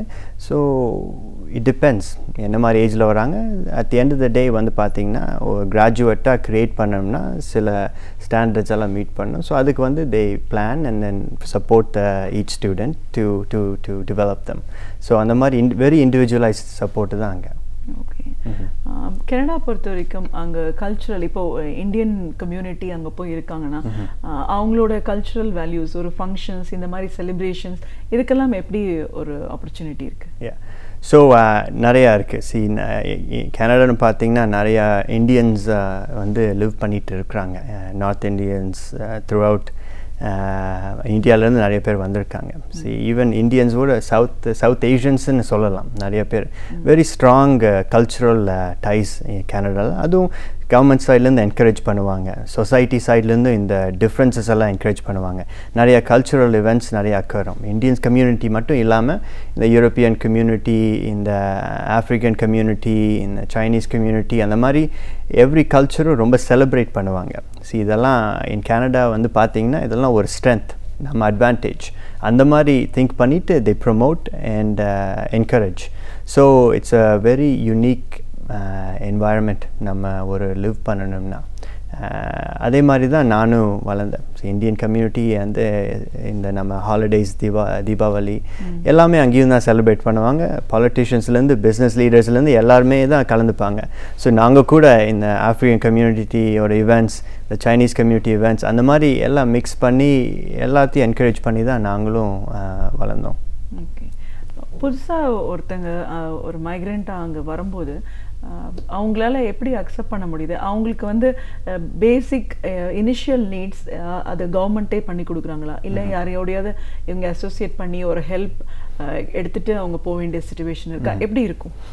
கவர்மெண்ட் சைட்லேருந்து நிறைய சப்போர்ட் ப்ரோக்ராம்ஸ் இருக்குது, ஃப்ரீயாகவே நிறைய ப்ரோக்ராம்ஸ் இருக்குது. ஸோ வந்தோம்னா ஃபைனான்ஸ் பற்றி லேர்ன் பண்ணுது, இங்கிலீஷ் சப்போர்ட்டு வேணும்னா அதுக்கு எல்லா ப்ரோக்ராம்ஸ் இருக்குது, ஃப்ரீ ப்ரோக்ராம்ஸ். உங்களுக்கு ஜாப் சர்ச் பண்ணுறதுக்கு ஹெல்ப் வேணும்னா அதுக்கும் நிறையா சப்போர்ட் ப்ரோக்ராம்ஸ் இருக்குது. அது கவர்மெண்ட் சைட்லேருந்து. கவர்மெண்ட்டை விட்டுட்டு சிவில் சொசைட்டின்னு வந்துட்டிங்கன்னா நம்ம இந்த டெம்பிள்ஸ் இருக்கலாம், அங்கெல்லாம் நிறையா சப்போர்ட் ப்ரோக்ராம்ஸ் இருக்குது. எல்லா பக்கம் சொசைட்டின்னு பார்த்திங்கன்னா ரொம்ப சப்போர்ட் பண்ணுவாங்க ஒரு புது இமிக்ரெண்ட்டாக வராங்கன்னா. ஏன்னா அவங்களுக்கு தெரியும், அவங்களே அந்த எக்ஸ்பீரியன்ஸ் பண்ணியிருக்காங்க எவ்வளோ டிஃபிகல்ட்டாக இருக்கலான்ட்டு. ஸோ அதெல்லாம் அசிஸ்ட் பண்ணுறதுக்காக many options are available. So நல்லா சப்போர்ட் பண்ணுவாங்க. ஓகே. இன்னொரு ஒரு விஷயம் என்னென்னா கிளைமேட்டிக் கண்டிஷன்ஸ் எல்லாருமே பயப்படக்கூடிய ஒரு விஷயம் வந்து ரொம்ப சில். நான் நார்மல் கிளைமேட், அதுவும் இந்தியா மாதிரி இருக்கிற இடத்துல வந்து வி ஹாவ் 4 seasons. இப்படி பழகின ஒரு பர்சனுக்கு வந்து கனடா எப்படி அக்காமடேட் பண்ண முடியுது? கனடா டெம்பரேச்சர் பார்த்திங்கன்னா வெரி ஹாட் அண்ட் ரொம்ப கோல்டாகவும் இருக்கும். நான் சின்ன வயசில் இருக்கும்போது ஐ திங்க் ஒரு 8th இருக்கும்போது ஒரு நாள் ஸ்கூலில் உட்காந்துருந்தேன். அப்போ பார்த்தீங்கன்னா ஒரு அனௌன்ஸ்மெண்ட் வந்துச்சு, ரைட் நவ் இந்த temperature is -53. We are now the coldest place on earth அப்படின்னு ஒரு announcement. I still had school. Life வந்து கண்டினியூஸ். அவ்வளோ கோல்டாக இருந்தாலும் அவ்வளோ ஹாட்டாக இருந்தாலும் it doesn't matter. So but அதுக்கு தகுந்த மாதிரி இந்த பில்டிங்ஸ் எல்லாம் இன்சுலேட்டட், அதுக்கு தகுந்த மாதிரி clothing is available. But it's okay, life goes on. But you can still enjoy it. திடீர்னு அந்த மாதிரி ஒரு சேஞ்சஸ் வர்றதுக்கு வாய்ப்பு இருக்குமா? You would be aware of it, it's going to be like திஸ்னு? இல்லை, திடீர்னா இட் won't லைக் 30 டிகிரி சம்மர்லேருந்து திடீர்னு -30க்கு வராது. பட் கிராஜுவலாக பார்த்தீங்கன்னா சம்மர் மாதம்லாம் முடிஞ்சதுக்கப்புறம் கிராஜுவலாக ஃபால் வரும். ஸோ டெம்பரேச்சர் கம்மியாகும், சிங்கிள் டிஜிட்டில் போகும். அப்புறம் வந்து மிடில் ஆஃப் வின்டர்னா தென் இந்த மைனஸில் வந்து நிறையா போகிறதுக்கு வாய்ப்பு இருக்குன்னு. ஸோ கிராஜுவலாக தான் வரும். ஜென்ரலாக விமன் பொறுத்த வரைக்கும் எப்படிப்பட்ட ஒரு சப்போர்ட் சிஸ்டம்? யார் விமெனுக்கு எப்படி சப்போர்ட்டா இல்லை விமன் எப்படி சப்போர்ட்? வெதர் விமன் ஆர் மென் ரெண்டு பேர்த்துக்குமே நிறையா சப்போர்ட் சிஸ்டம்ஸ் இருக்குது. பட் இப்போ சொசைட்டின்னு பார்த்திங்கன்னா there are more programs for women. So அவங்க ஆண்டர்ப்ரனர்ஷிப் டிசைட் பண்ணாங்கன்னா அதுக்கு தனியாக ஃபண்டிங்லேருந்து, மென்டர்ஷிப்லேருந்து, கைடன்ஸ்லேருந்து எல்லாம் இருக்குது. ப்ளஸ் ஸ்காலர்ஷிப்ஸ், படிக்கிறதுக்கு ஸ்காலர்ஷிப் விமெனுக்குன்னு ஸ்பெசிஃபிக்காக நிறையா இருக்குது. இந்த எஸ்பெஷலி இந்த சயின்ஸ், இன்ஜினியரிங் அப்படியெல்லாம் வராங்கன்னா government tries to encourage, society tries to நல்லா என்கரேஜ் பண்ணுறாங்க. ஸோ அவங்களுக்குன்னு தனியாக எல்லாம் ப்ரோக்ராம்ஸ் எல்லாம் இருக்குது. So as a woman Canada வந்து it's a very supportive country.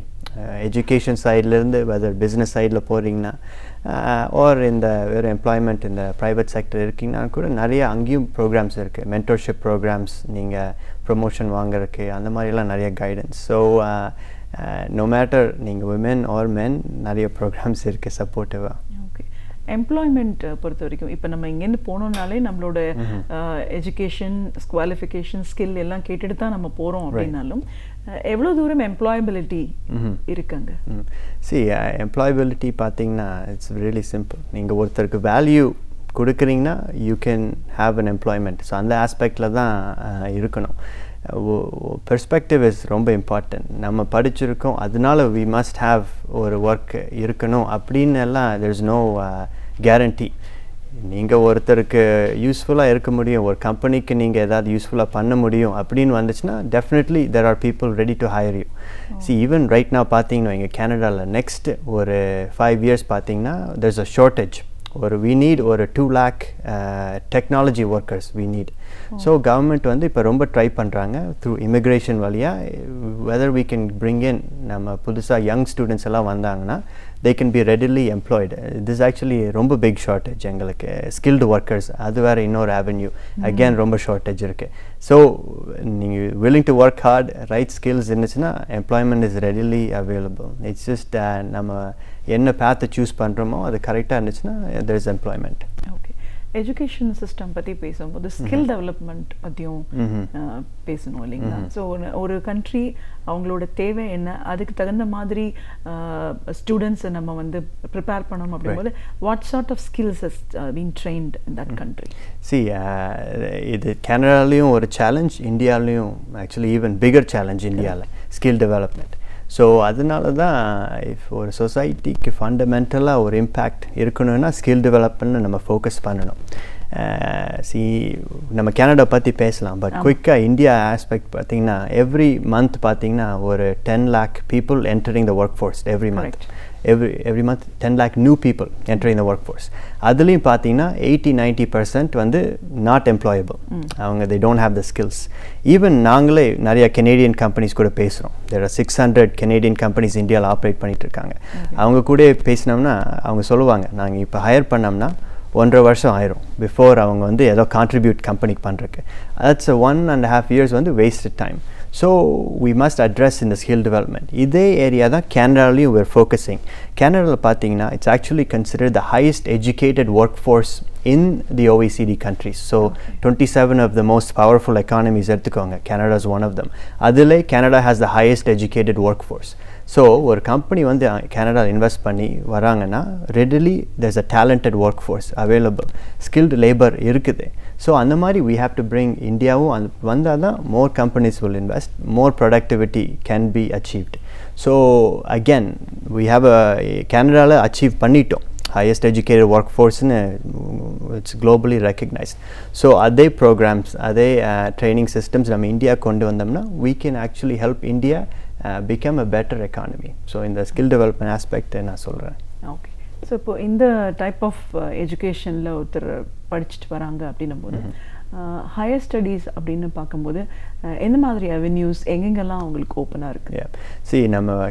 நாங்கள் இஷ்யூ பண்ணுறது கெனேடியன் டிப்ளமா இஷ்யூ பண்ணுறோம். 12th முடித்தோடனே it's from the ministry of எஜுகேஷன்லேருந்து டைரெக்டாக இங்கே இஷ்யூ பண்ணுறோம். அதை வச்சுட்டு they have world is their oyster. So US போகலாம், யூகே போகலாம், கனடா போகலாம், இந்தியாவிலே படிக்கலாம். It's globally accepted and recognised. So அவங்களுக்கு நிறைய ஆப்ஷன்ஸ் இருக்குது. வெதர் இந்தியாவிலே ஸ்டே பண்ணுறாங்க இல்லைன்னா they want to come for higher studies. இதிலே பார்த்தீங்கன்னா நாங்கள் ஆல்சோ ஒரு கேனடாலே ஒரு காலேஜ் ஓப்பன் பண்ணுறோம். ஸோ நாங்கள் இந்தியாவில் யார் யார் ஸ்டூடெண்ட் நம்ம ஸ்கூல்லேருந்து படித்து வராங்களோ அவங்களுக்கு நாங்கள் கேரண்டீட் சீட்டு அங்கே கொடுக்குறோம். அதே மாதிரி எங்கள் காலேஜ் மாதிரி அதர் ஆப்ஷன்ஸ் தேர், அங்கேயும் போகலாம். இதை படிச்சுட்டு வராங்கன்னா அவங்களுக்கு ரெசிடென்சி கிடைக்கும். ரெசிடென்சினா ஒர்க் பர்மிட் கொடுப்பான், இவென்ச்சுவலி சிட்டிசன்ஷிப் அதுவும் அங்கே கிடைச்சிரும். இந்த மாதிரி மற்ற கண்ட்ரீஸ் என்கரேஜ் பண்ணுறதில்ல. யூகே பார்த்துக்கோங்க, யூஎஸ் பார்த்துக்கோங்க, படித்து முடித்த உடனே ரிட்டர்ன் பண்ண தான் அவன் சொல்லுவான். ஆஸ்திரேலியா கூட சேம் திங். பட் கேனடாவில் ஒரு டிஃப்ரெண்ட் அப்ரோச். இவங்க வர்றதுனால நம்ம சொசைட்டிக்கு இட்ஸ் மோர் ஸ்ட்ரென்த். அந்த மாதிரி தான் நாங்கள் வியூ பண்ணுறோம். ஸோ அதனால ப்ரோக்ராம்ஸ் எல்லாம் பார்த்தீங்கன்னா it's created so that young students வந்துட்டாங்க, காலேஜ் படித்து முடிச்சிட்டாங்கன்னா அவங்களுக்கு ஒர்க் பர்மிட் கொடுத்து, ரெசிடென்சி கொடுத்து, அதுக்கப்புறம் சிட்டிசன்ஷிப் கொடுத்து, அந்த மாதிரி தான் நாங்கள் என்கரேஜ் பண்ணி கொண்டு போவோம். ஸோ இந்த சிஸ்டத்தில் சக்சீட் ஆகணும்னா we have to start at a young age. So அதனால தான் டைரெக்ட்லி இந்தியாவில் கெனேடியன் ப்ரோக்ராம்ஸ் எல்லாம் கொண்டு வந்தோம்னா they will have an easier time immigrating to Canada. அந்த மாதிரி. ஓகே, ஃபுட் பொறுத்த வரைக்கும் எப்படி இருக்கும்? ஃபுட் சி இப்போ கனடான்னா you get many types of food. இங்கே சாப்பிட்ற மாதிரி இருக்காது கண்டிப்பாக, பட் இந்தியன் ஃபுட் கிடைக்கிது. Also western food. I mean food aspect consider பண்ணிங்கன்னா ஒரு பிரச்சனை இருக்காது. ஏன் நானே தான் அங்கே இருக்கிறேன். ஸோ வெளியே போய் சாப்பிட்றேன்னா you get access to everything. Saravana Bhavan இருக்குது அங்கே. அந்த மாதிரி ஐ டோன்ட் திங்க் ஒரு டிஃபிகல்ட்டிஸ் எல்லாம் ஒன்றும் இல்லை. இப்போ நீங்கள் இங்கே பார்த்த வரைக்கும் இப்போ இந்தியாவில் இந்த மாதிரியான ஒரு சிஸ்டம் கொண்டு வரணும் அப்படிங்கும்போது already there is a system exist here. So இப்போ இதுலேருந்து மாடிஃபை பண்ணணும் இல்லை இதோட பெஸ்ட்டாக கொடுக்கணும் அப்படின்னா என்ன மாதிரியான ஒரு சேலஞ்சஸ் உங்களுக்கு இங்கே இருக்கும்னு நினைக்கிறீங்க? எங்களுக்கு நாங்கள் இங்கே வந்து ஆப்ரேட் பண்ணுறதுக்கு சேலஞ்சஸ். இந்தியா வந்து பார்த்தோம்னா many challenges. So biggest one நான் என்ன நினைக்கிறேன்னா பீப்புள்கிட்ட நம்ம கம்யூனிகேட் பண்ணணும். கெனேடியன் சிஸ்டம் நாங்கள் தான் கண்ட்ரியிலேயே ஒரே ப்ரோக்ராம். மற்ற ஸ்கூலெல்லாம் கண்ட்ரியில் பார்த்தீங்கன்னா இந்தியாவில் ஒரு ஆக்சுவலி க்ரெடிட்டட் கெனேடியன் ப்ரோக்ராம் ரன் பண்ணலை, யாருமே இல்லை, நாங்கள் ஒருத்தங்க தான். ஸோ அப்படி பார்க்கும்போது நிறைய பேர்த்துக்கிட்ட எக்ஸ்பிளைன் பண்ணணும், கனடா பற்றி எக்ஸ்பிளைன் பண்ணணும், எஜுகேஷன் சிஸ்டம் பற்றி எக்ஸ்பிளைன் பண்ணணும். இதெல்லாம் அவேர்னஸ் வந்து இன்னும் வரலை. So that is the biggest challenge எங்களுக்கு. பட் அது வந்து கொஞ்சம் எக்ஸ்பிளைன் பண்ணிட்டோம்னா this R the advantages. Naturally அவங்களே ரியலைஸ் பண்ணிடுவாங்க இதோட பெனிஃபிட்ஸ் என்னென்னு. நாங்கள் வந்து சொல்லலை இந்த மாதிரி எங்கள் சிஸ்டம் தான் ஒன்லி ஆப்ஷன், மற்றதெல்லாம் பேட் ஆப்ஷன்ஸ் நாங்கள் சொல்லலை. There are many good options. நிறையா சிஸ்டம் நல்ல சிஸ்டம் தான். பட் நாங்கள் எங்களோட ஃபிலாசபி உங்களோட ஃபிலாசபி மேட்ச் ஆச்சுன்னா then you consider our system. ஏன்னா திஸ் கேன் பி ரொம்ப பெனிஃபிஷியலாக இருக்கலாம் உங்களோட சைல்டோட ஃப்யூச்சருக்கு. ஸோ அப்படி தான் நாங்கள் ப்ரமோட் பண்ணுறோம். பட் சேலஞ்ச் மெயின்லி வந்து எக்ஸ்ப்ளனேஷன், அவேர்னஸ், அதுதான் நாங்கள் க்ரியேட் பண்ணணும். ஒன்ஸ் அது வந்துருச்சுன்னா then I think the rest is manageable. Okay. Canada வாழ் தமிழரா, ஒரு கல்வியாளராக, இந்தியாவிலேருந்து போன ஒரு மனிதர் அப்படிங்கிற முறையில் நான் என்ன மாதிரியான விஷயங்களெல்லாம் பார்த்தேனோ, எப்படி சில விஷயங்களை கற்றுக்கிட்டேனோ அதை மறுபடியும் இந்த சொசைட்டிக்கு திருப்பி கொடுக்கணும் அப்படிங்கிறதுக்காக எஜுகேஷன் கையில் எடுத்துகிட்ருக்கீங்க. போர்ட் ஆஃப் சிலபஸ் அப்படின்னு பார்க்கும்போது எந்த அளவுக்கு கனடா ஒரு ஆப்பர்ச்சுனிட்டி கொடுக்குற வகையில் அது இருக்குது. இந்த கல்வி முறையில் என்ன மாதிரியான ஒரு ஸ்பெஷாலிட்டி இருக்கும், அங்கே இருக்கிற மக்களோட வாழ்க்கை முறை எப்படி இருக்குது, எந்த அளவுக்கு ஒரு அரசாங்கம் அங்கே இருக்கிற ஒவ்வொருத்தருக்கும் ஒரு சப்போர்ட் சிஸ்டம் ப்ரொவைட் பண்ணி கொடுத்துருக்கு, வேலை வாய்ப்புகள்னாலும் சரி, உயர்கல்வினாலும் சரி, மற்ற நாடுகளுக்கு எந்த நாடுகளுக்கு வேணாலும் போய் படிக்கிறதுக்கான ஒரு வாய்ப்பை இந்த கரிக்குலம் அவங்களுக்கு கிரியேட் பண்ணி கொடுக்குதுன்னு உங்களோட அனுபவங்கள் சார்ந்த பல விஷயங்களை எங்களோட நீங்கள் பகிர்ந்துட்டதுக்கு நன்றி. ரொம்ப தேங்க்ஸ். நன்றி. நாள்தோறும் நாம் கடந்து வரும் பாதைகளில் இருந்து நாம் படிக்க தவறியவைகளையும் நாம் அறிந்து கொள்ள தவறியவைகளையும் சிறு சிறு தொகுப்புகளாக தொகுத்து அழகு தமிழில் வழங்க வருகிறார் பேராசிரியர் சுபவி. நீ இப்போ வாயு உயரமா இருக்க. ஆமா.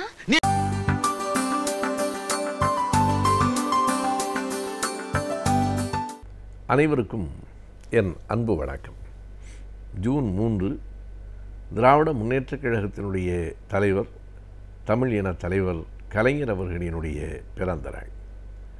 1924ஆம் ஆண்டு பிறந்த தலைவர் கலைஞர் அவர்கள் நாளைக்கு தன்னுடைய 94வது ஆண்டில் காலடி எடுத்து வைத்திருக்கிறார். பெருவாழ்வு என்று சொல்ல வேண்டும். நீண்ட நெடுநாட்கள் உயிரோடு இருப்பது மட்டும் அந்த பெருவாழ்வு என்கிற சொல்லுக்கு காரணமில்லை. அந்த வாழ்வு சமூகத்திற்கு, மக்களுக்கு, இனத்துக்கு பயன்படுகிற வாழ்வாகவும் இருந்திருக்கிறது என்கிற காரணத்தால் இதனை நாம் பெருவாழ்வு என்று அழைப்பதே பொருத்தமானது.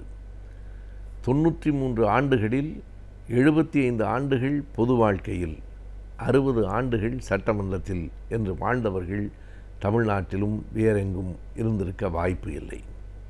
இத்தனை நீண்ட பொது வாழ்வு, மிக நீண்ட வாழ்வில் இத்தனை நீண்ட பொது வாழ்வும், இத்தனை நீண்ட அரசியல் வாழ்வும், இத்தனை நீண்ட இலக்கிய கலை இலக்கிய வாழ்வும் அந்த பெருமகனாருக்குத்தான் வாய்த்திருக்கிறது என்று நாம் சொல்ல வேண்டும்.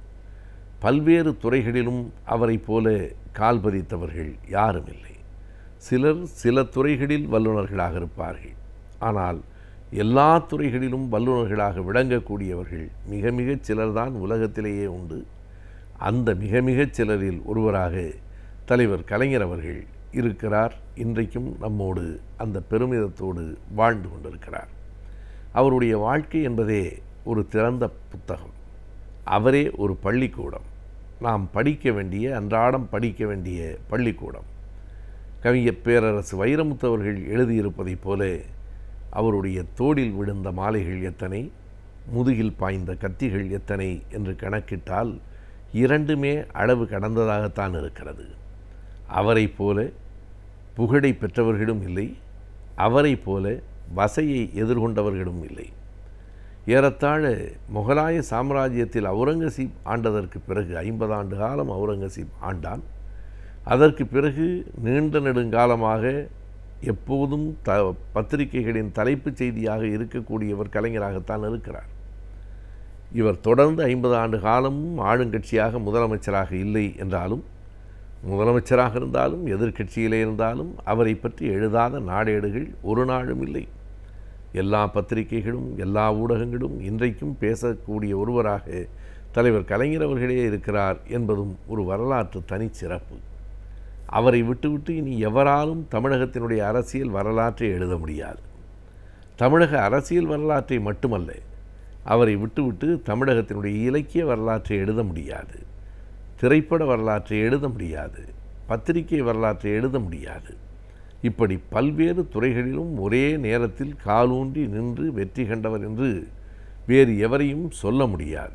அப்படி அத்தனை துறையிலும், அதுவும் இலக்கியம் என்று எடுத்துக்கொண்டால் அவர் எத்தனையோ நூல்களை எழுதியிருக்கிறார். குறிப்பாக நாம் 3 நூல்களை சொல்லலாம். ஒன்று தொல்காப்பிய பூங்கா, இன்னொன்று சங்கத்தமிழ், மூன்றாவது குறள் ஓவியம்.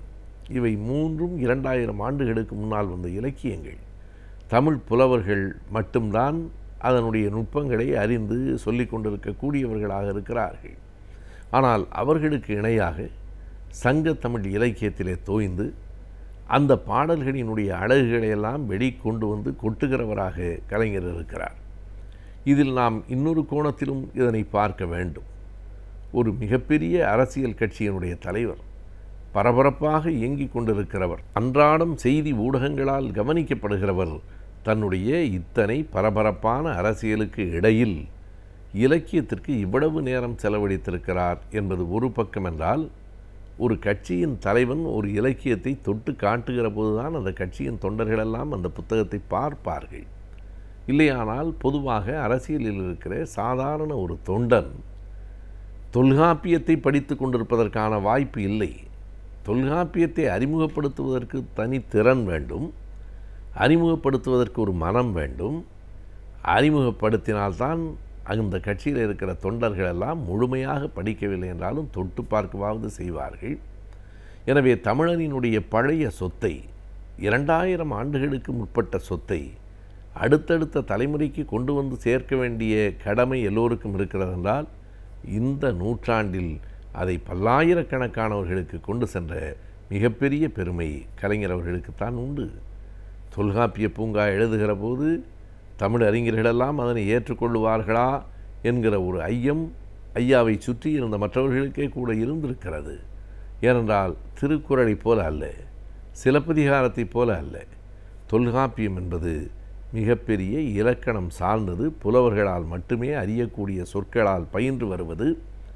எனவே தலைவர் கலைஞர் அவர்கள் அதற்கு எழுதுகிற உரை எந்த அளவுக்கு வரவேற்பு பெறும் என்கிற எண்ணம் உடைந்து போகிற மாதிரி மிக மிகப்பெரிய தமிழறிஞர்கள் எல்லோரும் அந்த தொல்காப்பிய பூங்காவை பார்த்துவிட்டு பாராட்டி பேசிய காட்சிகளை நாம் கண்டோம். அப்படித்தான் சங்கத்தமிழுக்கு தலைவர் கலைஞர் அவர்கள் எழுதியிருக்கிற அந்த உரையும் விளக்கவும், யார் ஒருவரையும் அந்த சங்கத்தமிழ் இலக்கியங்கள் அனைத்தையும் படிக்க வேண்டும் என்கிற எண்ணத்தை தூண்டுவனவாக அமையும். இப்படி சங்க இலக்கியமானாலும் சரி, இன்றைய நம் காலகட்டத்து இலக்கியங்களானாலும் சரி, எல்லாவற்றையும் அவர் தொட்டிருக்கிறார். பழைய இலக்கியங்களுக்கு விளக்கம் தந்தது மட்டுமல்ல, புதிய இலக்கியங்களை அவரே படைத்திருக்கிறார். அவர் படைப்பில் வெளிவராத துறை என்று ஏதும் இல்லை என்று சொல்லப்படுகிற அளவுக்கு கவிதை அல்ல என்கிற பெயரில் கவிதை எழுதியிருக்கிறார். திரைப்படங்களில் பாடல்களை எழுதியிருக்கிறார். மிகப்பெரிய நாவல்களை காப்பியங்களாக வடித்து தந்திருக்கிறார். திரைப்படங்களுக்கும் உரையாடல்களை எழுதியிருக்கிறார். பத்திரிகையை தொடர்ந்து நடத்தியிருக்கிறார். பத்திரிகைகளிலே கட்டுரை மட்டுமல்லாமல் அவர் சின்ன சின்ன கேலி சித்திரங்களை கூட வரைந்திருக்கிறார். பலருக்கு தெரியாது, பல கார்ட்டூன்களை அவரே வரைந்திருக்கிறார். இப்படி எல்லா துறைகளிலும் கால் ஊன்றி நின்று எல்லா துறைகளிலும் அடுத்த தலைமுறைக்கு கை கொடுத்து மேலே தூக்கி விட்டிருக்கிற ஒரு மாமனிதராக நாம் தலைவர் கலைஞர் அவர்களை பார்க்கிறோம். இப்படி பல்வேறு இலக்கிய துறைகளில் ஈடுபட எல்லோராலும் முடியும். ஆனால் பரபரப்பான அரசியலில் ஒரு பேர் இயக்கத்தினுடைய தலைவராக இருக்கிற ஒருவரால் நேரம் ஒதுக்கி இப்படியெல்லாம் செய்ய முடியுமா என்பது நமக்கே வியப்பு தருகிற ஒன்றாக இருக்கிறது. எனவே துறைகள் பலவற்றில் கால் பதித்து அரசியலில் 50 ஆண்டு காலம் தலைப்புச் செய்தியாக விளங்கி கொண்டிருக்கிற நம்முடைய அருமைக்குரிய தலைவர் கலைஞர் அவர்கள் 94ஆம் ஆண்டில் காலெடுத்து வைக்கிற போது தமிழகமே மகிழ்கிறது. வாழ்க தலைவர் கலைஞர் அவர்கள், வளரட்டும் அவரினுடைய புகழ், வரட்டும் பின்னால் அவருக்கு பின்னால் ஒரு மிகப்பெரிய பரம்பரை கூட்டம், திராவிட இயக்கம், அவர் தோளில் தாங்கி பிடித்த கொடி தாழாமல் அடுத்தடுத்த தலைமுறை அதனை தாங்கட்டும் என்று அவருடைய பிறந்த நாளை ஒட்டி நாம் நம் வாழ்த்துக்களை பதிவிடுவோம். சட்ட திட்டங்கள் என்பது ஒவ்வொரு மனிதர்களும் அறிந்திருக்கக்கூடிய ஒன்று. எனவே இன்றைய சட்டம் பகுதியில் என்ன சட்ட திட்டங்களை பற்றி நம்மிடையே பகிர்ந்து கொள்ளப் போகிறார்கள் என்பதை நாம் பார்க்கலாம். நம் வீடியோலேயே நிகழ்ச்சி அடுத்த பகுதியாக வரவிருப்பது ஆலோசனை நேரம்.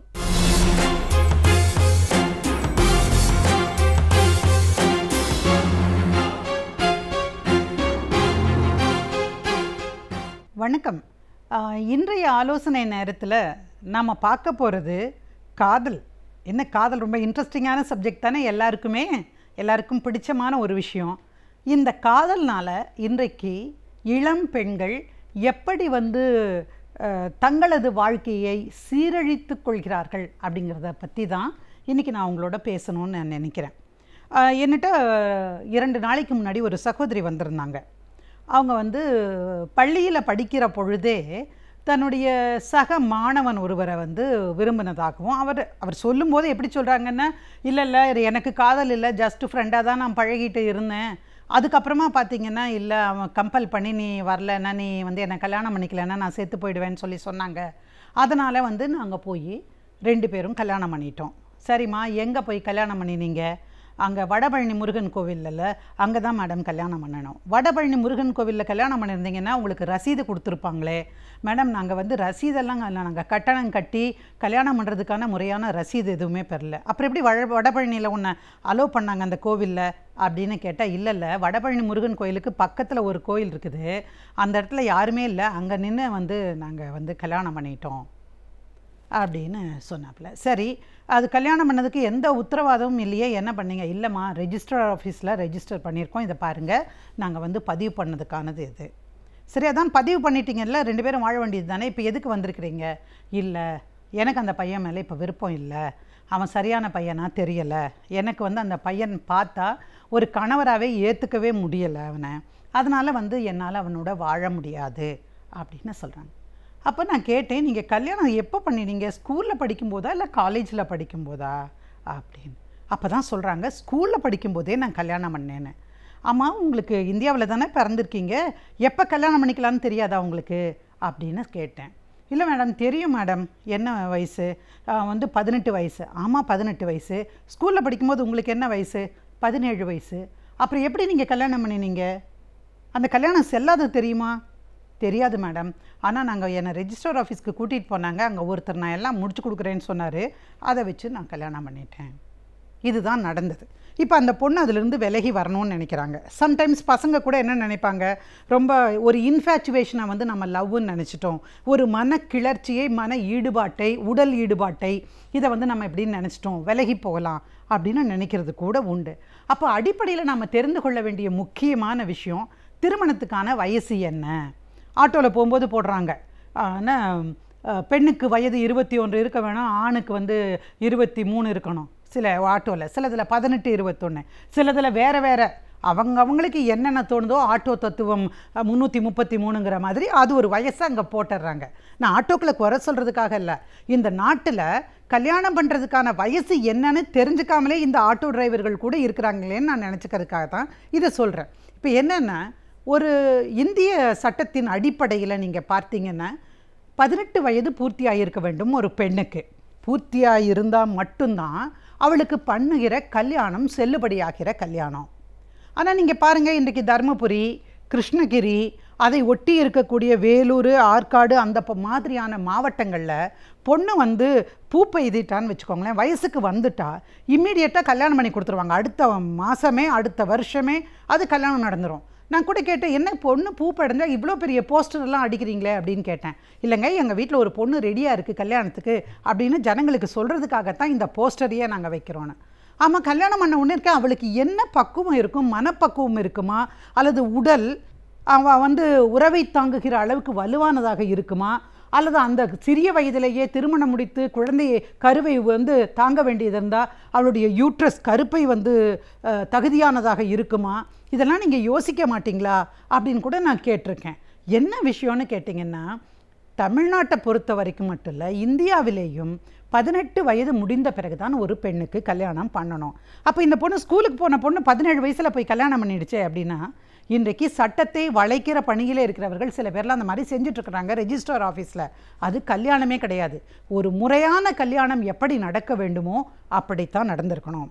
ஹிந்து திருமண சட்டத்தை எடுத்துக்கோங்களேன். இப்போ என்ன சொல்லுதுன்னா, 2 பேர் கல்யாணம் பண்ணணுன்னா அம்மி மிதித்து அருந்ததி பார்த்து அக்கினியை வலம் வந்து 7 அடி வைத்து இதெல்லாம் ஒரு சாங்கியம் இருக்குது. மங்கள நாணை பூட்ட, மாலைகளை மாற்ற அப்படின்னு ஒரு இது இருக்குது, சடங்குகள். இவையெல்லாம் செய்தால் திருமணம். ஏன் மேடம், பெரியார் பிறந்த பூமியில் இந்த மாதிரி ஐயர் வந்து மந்திரம் சொன்னாதானா அப்படின்னு கேட்டிங்கன்னா, அது ஒரு வகையான திருமணம். இப்போ இந்த இந்துக்களுடைய திருமணத்தில் இப்படிப்பட்ட சம்பிரதாயமான சடங்கு ரீதியான திருமணங்களும் ஒத்துக்கொள்ளப்பட்டிருக்கிறது. அதே சட்டம் சுயமரியாதை திருமணம் என்று வாழ்க்கை துணை நல ஒப்பந்தம் அப்படின்னு போட்டுட்டு 2 பேரும் வந்து வெறும் மாலையை மாற்றிட்டு, இல்லை ஒரு சமூக பெரியார்களுக்கு முன்னாடி நின்று நாங்கள் 2 பேரும் கல்யாணம் பண்ணிக்கணும்னு ஒரு பத்திரம் வாசித்து அந்த மாதிரி செஞ்சு ஒப்பந்தம் வாசித்து அதில் கையெழுத்து போட்டாலும் கூட அது கூட கல்யாணம் தான். அது வந்து ஹிந்து திருமண சட்டத்தினுடைய 7A அப்படிங்கிற பிரிவின் கீழே வரும். ஆனால் எல்லாத்துக்குமே அடிப்படை இந்த வயசு. அப்போது வயசுக்கு குறைவாக கல்யாணம் பண்ணால் என்ன பண்ணலாம்? என்கிட்ட ஒரு பொண்ணு வந்தா, மேடம் எங்கள் அப்பா அம்மா எனக்கு கல்யாணம் பண்ணி வைக்க பார்க்குறாங்க, எனக்கு மேலே படிக்கணும், நான் வந்து +2 இப்போ தான் படிச்சுட்ருக்குறேன் மேடம், ஏதோ நல்ல மாப்பிள்ளை வந்திருக்குன்னு சொல்கிறாங்க, நான் என்ன பண்ணலாம்? நான் வந்து அப்பா அம்மாவை அழைச்சிட்டு கூட நான் பேசலாம். அதுக்கு முன்னாடி அந்த பெண்ணுக்கு தெரிஞ்சுக்க வேண்டியது, உனக்கு இந்த திருமணத்தில் விருப்பம் இல்லை என்றால் நீ உடனடியாக போய் உரியவர்களிடம் சொல்லு. யார் அந்த உரியவர்கள்? மகளிர் ஆணையம் இருக்குது, சமூக நலத்து துறையில் போய் சொல்லலாம், அல்லது இலவச சட்ட உதவி மையத்தில் சொல்லலாம். இங்கே எல்லாம் நாம் சொல்லுகிற பொழுது உடனடியாக அந்த பெண்ணுக்கு என்ன பாதுகாப்பு தர வேண்டுமோ அதை செய்வார்கள். திருமணத்தை தடுத்து நிறுத்த முடியும். சரி, எனக்கு இதெல்லாம் தெரியாது, நான் ஒரு கிராமத்தில் பிறந்து வளர்ந்துட்டேன். நான் அப்போவே சொன்ன மாதிரி தருமபுரி பக்கம் நான் பிறந்து வளர்ந்துட்டேன். என்னை வந்து ஒரு 16 வயசு 16.5 வயசுலேயே எனக்கு கல்யாணம் பண்ணி கொடுத்துட்டாங்க மேடம். ஆனால் என் வீட்டுக்காரே என்னை விட்டுட்டு துபாய் போனவர் தான். இப்போ நான் என்ன பண்ணுறதுன்னு தெரியலை. எனக்கு வந்து கல்யாணம் பண்ணுறதுக்கான இஷ்டமும் இல்லை, கல்யாண வாழ்க்கை என்னன்னே தெரியாது. இப்போ எனக்கு 18 ஆகிடுச்சு. ஆமாம், உண்மை தான். ஆனால் என்ன பண்ணுறது, எனக்கு இஷ்டம் இல்லை அப்படின்னு சொன்னீங்கன்னா, நீங்கள் 18 வயது பூர்த்தியான பிறகு நீதிமன்றத்தில் வழக்கு தொடுக்கலாம். எனக்கே தெரியாமல் என்னுடைய சின்ன வயசில் எனக்கு இப்படி ஒரு பொம்மை கல்யாணம் நடந்துருச்சு, இந்த கல்யாணத்தை செல்லாதுன்னு அறிவிக்குங்க அப்படின்னு சொல்லி நீங்கள் வந்து வழக்கு தாக்கல் செய்யலாம். அதுக்கு ஒரு வாய்ப்பு இருக்குது. இதில் ஒரு முக்கியமான விஷயம் என்னென்னா, நம்ம சட்டத்தில் இருக்கக்கூடிய ஒரு குளறுபடி என்னென்னா, இப்போது அந்த கணவர் இருக்கார் பாருங்க, ஒரு மைனரான ஒரு பெண்ணை கல்யாணம் பண்ணியிருப்பாருன்னு வச்சுக்கோங்க, அவர் தான் அந்த பெண்ணுடைய பாதுகாவலர் அப்படின்னு, பாதுகாப்பாளர் அல்லது பாதுகாவலர் என்று சொல்லுகிறது நம்முடைய இந்துக்களின் சட்டம். என்ன, ஒரு யார் குற்றம் புரிகிறார்களோ குற்றம் புரிந்த அதே நபர் தான் வந்து இப்போ அந்த மைனர் பெண்ணுக்கு கார்டியனாக இருக்க முடியும். அப்போது மைனர் பெண்ணே வந்து ரேப் பண்ணால் தண்டனைன்னு நம்ம சொல்கிறோம் இல்லையா? அப்படி சொல்லுகிற பொழுது 4 பேர் கூடி நின்று சமூகமும் மற்ற இருக்கக்கூடிய மத சடங்குகளுமா சேர்ந்து ஒரு பெண்ணை அப்படி செஞ்சால் அதில் தப்பு புரிகிற கணவனுக்கு தண்டனை உண்டா இல்லையா அப்படின்னு கேள்வி கேட்க வேண்டிய நிலையில் இருக்கிறோம். அப்போது நம்ம புரிஞ்சுக்க வேண்டியது, இளம் பெண்களுக்கு நான் சொல்ல வேண்டியது, வயது பூர்த்தி ஆகணும். அதுக்கான சர்டிஃபிகேட் இருக்கா பாருங்கள். உங்கள் உடலும் மனசும் ஒரு பையனை பார்த்தா துருன்னு துடிக்குதுன்னா அதுக்கு காரணம் வந்து காதல்னு தப்பாக கண்டுபிடிச்சிக்காதீங்க. இதெல்லாம் சினிமாவில் வேணால் நடக்கலாம். நீங்கள் காதல் படம் பார்த்தீங்கல்ல, என்ன ஆச்சுன்னு தெரியும்ல, பைத்தியமாக தான் அலைய முடியும். எனவே இந்த சூழ்நிலையில் மனமும் உடலும் பக்குவமாகிற அந்த 18 வயதுக்கு மேற்பட்ட முறையில் தேர்ந்தெடுத்து நீங்கள் காதல் செய்வதும் திருமணம் செய்து கொள்வது தான் ஒரு ஆனந்தமான வாழ்க்கைக்கு, உறுதியான ஒரு வாழ்க்கைக்கு, நல்ல வாழ்க்கைக்கு அடிப்படையாக இருக்கும். காதல்ங்கிறது தப்பு கிடையாது. ஆனால் எப்போ செய்கிறோம், எப்படிப்பட்டவரை காதலிக்கிறோம், யாரை நம்புகிறோம், எப்படி ஏமாறுகிறோம் என்று பல விஷயங்கள் இதில் பார்க்க வேண்டியிருக்கிறது. அதனால் நீங்கள் ஜாக்கிரதையாக இருக்கணும். இன்றைக்கெல்லாம் நிறைய மனநல ஆலோசகர்கள் வந்துட்டாங்க. அப்படி ஏதாவது சின்ன சின்ன பிரச்சனை வந்தால் கூட பைத்தியம் பிடிச்சவங்க தான் மனநல ஆலோசகர்களை போய் பார்க்கணுங்கன்னு கிடையாது. யார் வேணால் போய் பார்க்கலாம். அப்படி நீங்கள் கூட போய் பார்த்து எனக்கு இப்படி பார்த்தா, இந்த பையனை பார்த்தா இப்படி தோணுது, இல்லை இந்த பொண்ணை பார்த்தா இப்படி தோணுது, எனக்கு உடனே இவளை கல்யாணம் பண்ணிக்கணும்ல தோணுது, என்ன பண்ணட்டும்னு நீங்கள் ஆலோசனை எடுத்துட்டு கூட உங்களுடைய மன உணர்வுகளை சீராக்கி ஒழுங்கமைத்து வாழ்க்கையை அமைத்து கொள்ள முடியும். எனவே காதல் புரிகிற இளம் வாலிபர்களும் யுவதிகளும் இதை பின்பற்றணும் அப்படிங்கிற வேண்டுகோளோடு இன்றைக்கு நான் நிறைவு செய்கிறேன். மனதை தெளிவாக வைத்திருந்தால் தான் நம் வாழ்வும் சிறப்பாக அமையும். எனவே நம் மனதை நாம் எவ்வாறு தெளிவாக வைத்திருக்கலாம் என்பதை பற்றி நம்மிடையே பகிர்ந்து கொள்ள வருகிறார் டாக்டர் பதுர் மொஹிதீன் அவர்கள். நம் வீடியோலே நிகழ்ச்சி நிறைவு பகுதியாக வரவிருப்பது மனமே மனமே.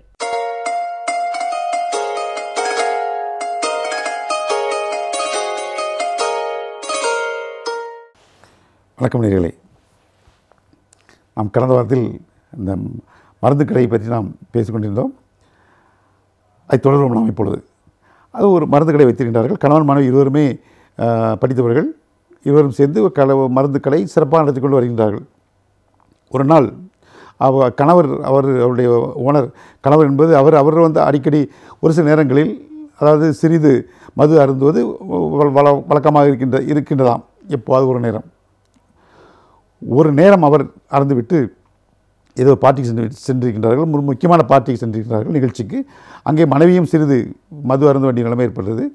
2 பேரும் மருந்து வீட்டுக்கு வந்திருக்கிறார்கள்.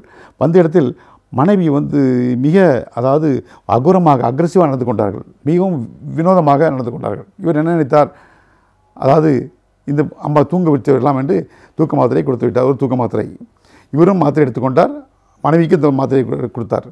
2 பேரும் அவர்களுக்கு என்ன வேண்டும், அவருடைய என்ன என்னவென்றால் அது மதுவின் காரணமாக இவர்கள் அதாவது நிலை குலைந்து இருக்கின்றார்கள், அதிகமாக பேசுகின்றார்கள், ஒரு டிஃப்ரெண்டாக இருக்கின்றார்கள்.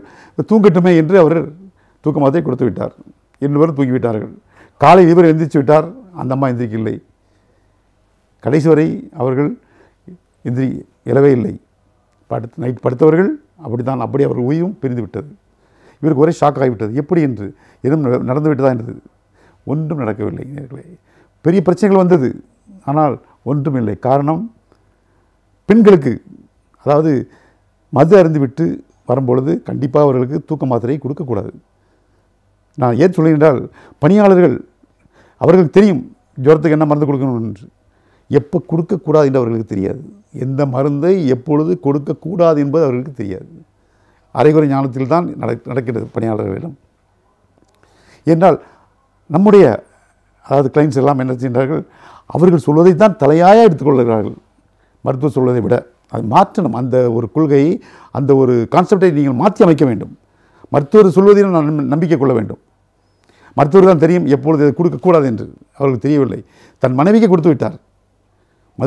மருந்து அருந்தியவர்களுக்கு கண்டிப்பாக தூக்க மாத்திரை கொடுக்கக்கூடாது. நாங்கள் கொடுக்கவே மாட்டோம். அதுக்கு வேறு மருந்துகள் இருக்கின்றது. அது பெண்களுக்கு. இவர் எந்திரிச்சு விட்டார். அவர் அந்த அம்மா எந்திரிகளை அவர்கள் போய் பிரிந்து விட்டது.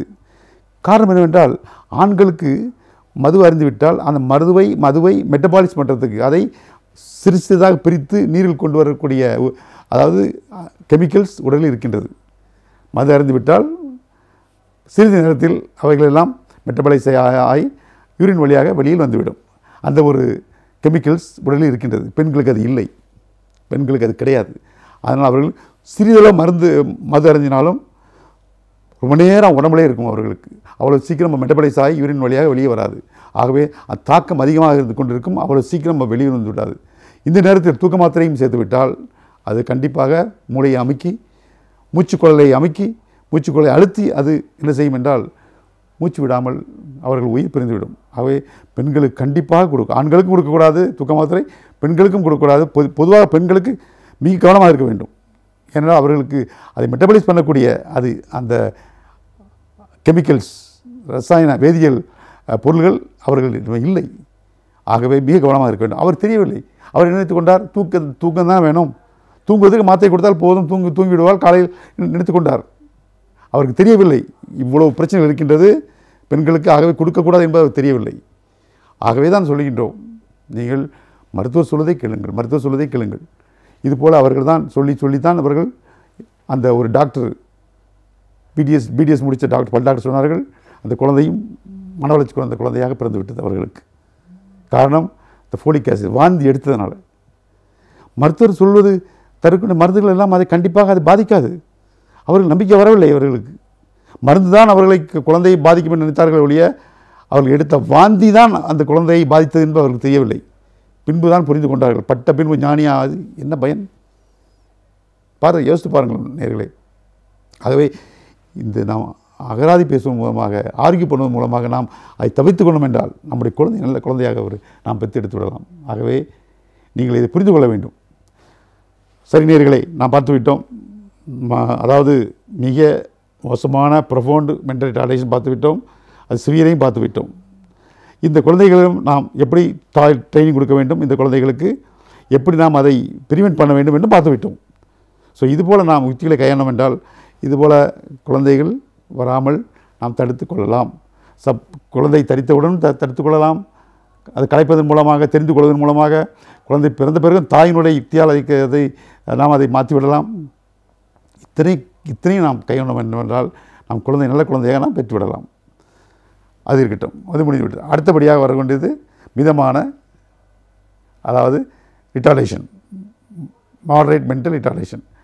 மன வளர்ச்சி குறைந்தது, மிதமான மன வளர்ச்சி குறைந்த குழந்தைகள் இவர்கள் எப்படி இருப்பார்கள் என்று பார்ப்போம். இந்த குழந்தைகள் பொதுவாக எப்படி இருப்பார்கள் என்றால், அதாவது சாதாரணமாக இருப்பார்கள். இந்த குழந்தைகளுக்கு ஆரம்பத்தில் எப்படி கண்டுபிடிப்பது என்றால், இந்த குழந்தைகளை 3 மாதத்தில் தலைநின்றுவிடும். சிறிது 3 மாதம் ஒரு 40 நாள் தலைநின்றுவிடும்.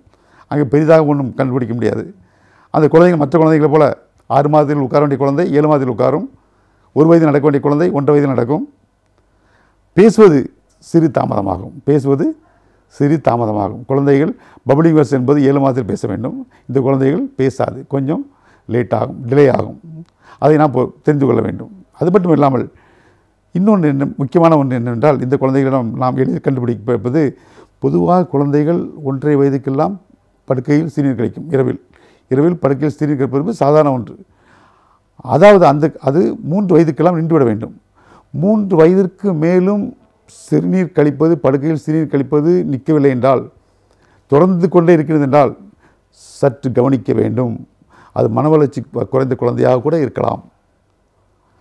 நார்மல் குழந்தைகளும் இருக்கின்றது, அது ஒரு விஷயம். இதுபோல் மன வளர்ச்சி குறைந்த குழந்தைகளும் இருக்கின்றது. 3 வயதுக்கு மேலும் இரவில் படுக்கையில் சிறுநீர் கழிப்பது தொடர்ந்தால் நாம் மருத்துவரை உடனே அணுக வேண்டும். அணுகி தெரிந்து கொள்ள வேண்டும். அங்கே நாம் தெரிந்து கொள்ளவில்லை என்றால், இதுபோல் லேட்டாக தெரிஞ்சு என்ன பிரயோஜனம்? அதாவது ஆரம்ப காலத்தில் தெரிந்தால் இது பிரயோஜனம், காலம் கடந்து சென்றால் பிரயோஜனம் இல்லை. நாம் மறுவாழ்வு தான் அளிக்க முடியும், சர்டிஃபிகேட் தரலாம், அவ்வளோதான். அந்த குழந்தைகள் நாம் சரிவர கொண்டு வர முடியுமா, முழுமையாக கொண்டு வர முடியுமா? முடியாது. அங்கே ஒரு அதாவது டேமேஜ் தான். நாம் டேமேஜ் ஆன பிறகு தான் நாம் தெரிந்து அதை நாம் கொண்டு வருவது என்பது மிக, புயல் வந்த பிறகு வருமுன் காப்பது தான் நல்ல நியாயம், நல்லதான ஒன்று. அதுதான் திறமை, சாமர்த்தியம் என்பது. வந்த பிறகு அடிபட்டு மிதிப்பட்டு அதிலிருந்து நாம் டேமேஜ் ஆகி அதிலிருந்து நிறைய இழந்துவிட்டு பிறகு நாம் அதை தெரிந்து கொண்டு வந்தோம் என்றால் அதில் என்ன பலன் இருக்கின்றது என்று யோசித்து பாருங்கள். ஆகவே அதை நாம் ஆரம்பத்தில் பார்த்துக்கொள்வது மிக மிக நல்லது. ஸோ இந்த குழந்தைகள் மிதமான மன வளர்ச்சி குறைந்த குழந்தைகள் இவர்கள் எப்படி இருப்பார்கள் என்றால், இவர்களுடைய ஐக்கியூ என்பது 45 முதல், அதாவது 30 முதல் 45 வரை இருக்கும். 40 முதல் 55 வரை இருக்கும்.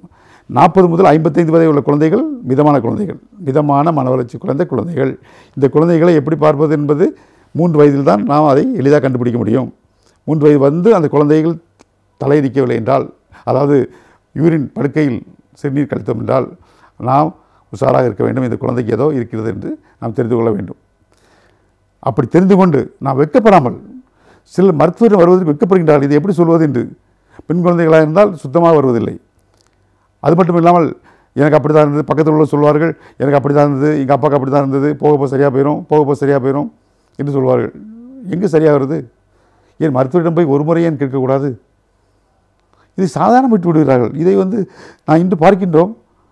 20 வயது குழந்தை, 20 வயது பையன், 20 வயது பெண் திருமணம் ஆவதற்கு முன்பாக வருகின்றார்கள். படுக்கை சிறுநீர் கழிக்கிறாள் என்று. ஏன் இவ்வளவு நாள் என்ன பண்ணி கொண்டிருந்தீர்கள் என்றால் அவர்கள் வெட்கமாக இருந்தது என்று கூறுகின்றார்கள். வெட்கப்படுவதற்கு என்ன இருக்கின்றது? ஒரு வாழ்க்கை, குழந்தையுடைய வாழ்க்கையை பாதிக்கும். 20 வயதுக்கு அப்புறம் நாம் என்ன செய்ய வேண்டும்? மிக கஷ்டம். அந்த குழந்தைகள் நாம் அதாவது திருப்பி கொண்டு வருவது. திருமணம் ஆகிவிட்டோம் என்றால் அந்த குழந்தை மறுபடியும் கணவன் வீட்டில் போய் இரவில் படுக்கையில் சிறுநீர் கழித்தால் 2 முறை பார்ப்பான், 3ஆம் முறை டைவர்ஸ் ஆகிவிடும். எத்தனையோ டைவர்ஸ்கள் வந்துவிட்டது இந்த சிறுநீர் கழிப்பதால். பாருங்கள் நேயர்களே, ஏன் இன்னும் நீங்கள் காலம் தாழ்த்துகிறீர்கள்? ஏன் வெட்கப்படுகின்றீர்கள்? உங்கள் குழந்தை நன்றாக இருக்க வேண்டும். நாம் எல்லோரும் ஆசைப்படுகின்றோம், அப்படித்தான். ஆகவே நீங்கள் வெட்கப்படாதீர்கள். வெட்கப்படாமல் நீங்கள் சென்று விட வேண்டும் மருத்துவரிடம். ஒரு மலர் மருத்துவரிடம் சென்று அழகாக நீங்கள் அவர்கள் ஒரு முறை நீங்கள் சென்று கேட்கலாமே என்ன என்று. ஸோ இந்த குழந்தைகள் இப்படி இருக்கும்போது இந்த குழந்தைகள் நாம் இது வழியாக கண்டு கொள்ளலாம். இந்த குழந்தை எப்படி இருப்பார்கள்? இவர்கள் என்ன செய்வார்கள் என்றால் பள்ளிக்கு செல்வார்கள், நன்றாக படிப்பார்கள், 8 வரை படிப்பார்கள். 8க்கு அப்புறம் தள்ளாது. முதல் வகுப்பில் நன்றாக இருக்கும், 5 வரை நன்றாக படிப்பார்கள். 5வது வகுப்பு முடிய 6வது வகுப்பு வரும்போது குறைவாக படிப்பில் கவனம் குறையும், மதிப்பெண்கள் குறையும். அவ்வாறு குறைந்து 8ல் வரும்போது நின்றுவிடும். ஆகவே அதன் பிறகு என்ன நடக்கின்றது என்பது நாம் அடுத்த முறை காண்போம். நன்றி, வணக்கம்.